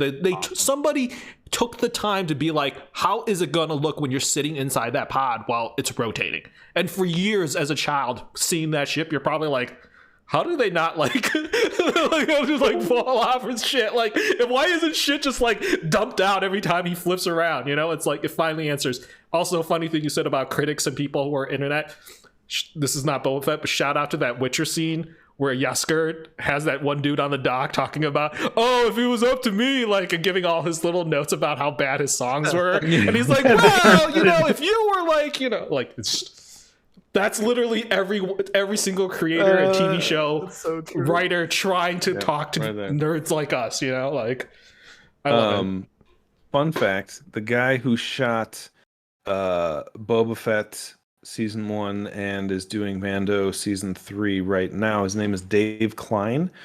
He got his start in the industry by shooting a little tiny movie in the convenience store in New Jersey called Clerks. He has shot every single Kevin Smith movie except for the one he just is doing right now, Clerks 3. And Kevin, that's and why season 1 sucks. they're really good friends. They met in school, and Kevin was like, "Hey, I'm going to shoot Clerks 3." And the guy, being so sweet of a guy, Dave Klein, was like, "Oh man, I'm in a rock and a hard place. I want to help you, but they're offering me this, and I'm supposed to go do Boba Fett." And Kevin's like, "What are you, fucking stupid? Go do Boba Fett. Get the fuck out of here. I'm gonna make a stupid movie about some clerks in a fucking convenience store. Get the fuck out of here." I thought that was really funny. Yeah, That's cute. he was on the one of the episodes of Kevin's podcast, and he was literally on set, and in the middle of his interview, he's like, "Hold on, they're calling me back to set. What? Yeah, okay." And then I'm just like, oh my god, if he turned his camera and like opened the door, he'd be fired, because he would have just showed like everything from Mando season 3, which is just ridiculous. Wow. Yeah, cool. But the guy's come up. He shot a bunch of other stuff too, and other things. Nuts. But, yeah, fun little facts. Cool. Yeah. I hope everyone enjoyed this. We got a little long-winded on some of those, but that's okay. It's what we do, and it's been a while since we brought you one of these. That's a standard now. What do we expect for next episode? You can tell people a preview of what we're going to do. I think we're going to have a couple of possible topics, depending on what happens tomorrow. For me, Sunday, because I'm fucking 6 hours ahead of you guys. But there may be of wrestling a little bit that we talk about. There could be. Okay, there probably won't, but there could be. If one thing happens, we're going to talk about it. See, I think we got to do it. I think we're going to do a wrestling podcast. We're going to do one? We've been teasing it for fucking ever. And teasing. Said if we've been Stone Cold comes back. I know. Yeah, threatening it. There's talk that Stone Cold might come back. I think now with Cody Rhodes, the news of him, there's a lot happening in the industry. I think we just gotta just get it out of our system. Okay. And I think we'll prepare for a wrestling episode. We also need to watch Peacemaker, guys. You guys need to catch up. I just finished it. I can't. Dan was piggybacking off of my HBO Max, and in the UK we don't have HBO Max. It does not exist out here, so I have to go and sign up. You for can't something called... access it on the internet. No, you can't, because you're in UK servers and UK IPs, and because of Sky Network, they have a contract with HBO until 2024. So I have to either get them or something called Now Streaming, and I can watch all the random stuff. Dude, like a bunch of like the DC movies are on Netflix out here. Like Shazam, like all these weird, just random HBO things. Mortal Kombat are on Netflix because this is where like the contracts lay. So it was a bit of a shock to me. That's why we're not paying for it anymore. So I was like, fuck, I'm not doing watch that. it on Cast tonight. Yeah. Watch it as a movie night, all 7 episodes. I saw the first 2. Did you see any of them, Dan? I did not. I'm sorry. It's Dan, I think you would like it. I'm going to be honest with you. I do I too. will. I mean, expecting a lot. He's handed it up probably. Yeah, he is. They really give you a lot of his character, and he is not Mr. Ham it up. Like, yeah, but he is not a good person. Like, great, it's so good. Like fuck yeah, it's you guys should read the crazy thirst tweets for John Cena on the internet. They're like, we want to see him butt ass naked. Like, and you're like, whoa, you almost lady. do. It's he's like, ridiculous. he like reads a bunch of John Cena thirst tweets in a video I watched, and he's like, yeah, he's like, I'm happy to announce you get to see my butt. You do. You see his ass. It's unnecessary. One muscly butt. It is. It's a glorious butt. No. Wow, Tim! I never thought I would ever hear you say that about another dude. Cool. No doubt. Yeah. So maybe that. I guess actually we're probably going to go discuss what we're going to do. I don't think we're going to discuss Morbius. I'll tell you that. I don't know that either of you are going to watch it. If you do, we'll talk. Undecided. I'm going to see it. Morbius. Oh. Only because of the weird implications it has on the universe. I don't know where it stands. I mean, I'm going to watch it anyway. Is that going to be on HBO? No. Why would it be on HBO? It's a Sony movie. Oh, wow. Sorry, you're right. Why do I keep thinking? Yeah. Sorry. But I am, depending on when we can do this next one. What is WrestleMania? April. Oh, okay. So we have time. But the Batman comes out in like 2 weeks, three weeks. We gotta do a Korra episode March too. 5th. 1, 2, 3. Oh, we gotta do a Korra episode. I think next episode should either be wrestling or Korra, and I think it should be Korra. Just to get it out of the way. Okay, I mean, we're watching Korra again. We're still in season 1. Do you guys need a refresher? Do you need some time? I just watched it. I watch it like randomly all the time. So I'm okay. good. I mean, I've seen it. I throw random. This is my third viewing now, so I'm I've lost count. Happy watching it. I think if there's anything we can go into blind, it's Korra. Yeah. All right, then yeah, let's shoot for that. We'll talk more and figure out exactly formatting after this. But again, thank you everybody. George, actually, we did this before you were here. What are you watching right now? Don't say The Expanse for the love of God. No, Stop. I'm done with Expanse. What over. else? I watched a bunch of things. I took a whole week off of streaming to like decompress, and because I was like kind of stressed for a bit. Sure. I binge watched both seasons of Euphoria. It was good. Which is a fucking crazy ass show. It looks pretty intense, man. Watched The Great on Hulu, starring Elle Fanning. That's pretty cool. It's like a Russian time period piece. And yeah, and then of course Boba Fett is what I've been Oh, and also I watched so sad. I watched The King's Man and I didn't enjoy it. I am upset because I need to change my Disney Plus access because it's on Disney Plus right now. But it's not the same, Dan. It's not Eggsy, so it's like it's different, you know. They're making a Kingsman 3. Well, yeah, I know that, and I fucking love. No, what's his name? Taron Egerton. Is that his name? He's Taron good Egerton. in that. He's fucking amazing, and he's great in Sing 2. Also, if you want to watch Sing 2, and of course, if you like cartoons, I mean, where have you been if you haven't watched Encanto? Oh, it's fantastic! Oh my god, I have seen that. We fall asleep to that a lot. So like Encanto, Bruno is playing in my head constantly, and so is the opening song. For those of you who don't know, it's John Leguizamo's, who I'm like, oh my god, I love John Leguizamo. So I just have such a hard like soft spot for him because he's been in so many good things. I don't want to spoil the movie, but I want to put something in Dan's head that was in my head, and it changed the way I watched the movie because I spitefully want to put this in your head. What the hell? Okay. The actress that plays Mirabelle. No, don't tell me. Don't tell me because then I see them talking instead of the character. So that's why I want to do it. That's why I want to do it. Don't do it. Don't do it. You'll tell me afterwards. Yeah, I will. Okay. Don't look it up for the love of Jesus. It will just. Yeah, don't do it. I'm notorious for looking up, and I just hear. Watch it tonight, man. Seriously, watch. It's a very good movie. It didn't go anywhere I have no reason to go. to not. I just Encanto, and then that's it. Yeah, that's about it. as far as what I've been watching. So many movies.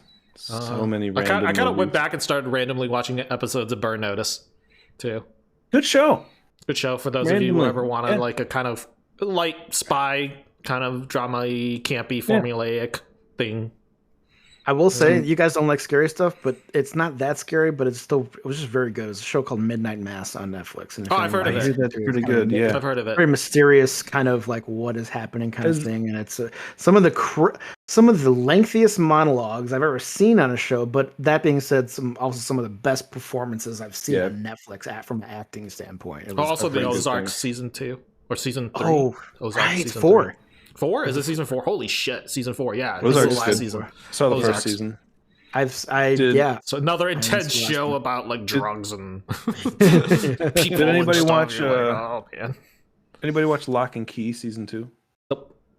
No, I didn't even watch the first season. I haven't caught it up yet. The first season was a lot of fun. I mean, it's one of my favorite comic books. You told me about in the world, but I loved the first season. Even being a comic book lover and knowing how different it is, I still had a good time watching the first season. I need to watch it. I've been teasing it for a while. Yeah. So, all right. Well, we've all got some homework to do to kind of find some more things to discuss. But expect Korra, expect some wrestling, expect some Batman. There's a bunch of things coming up, and we'll be here to talk about them. These are our opinions, and fuck you if you don't like them. I'm kidding.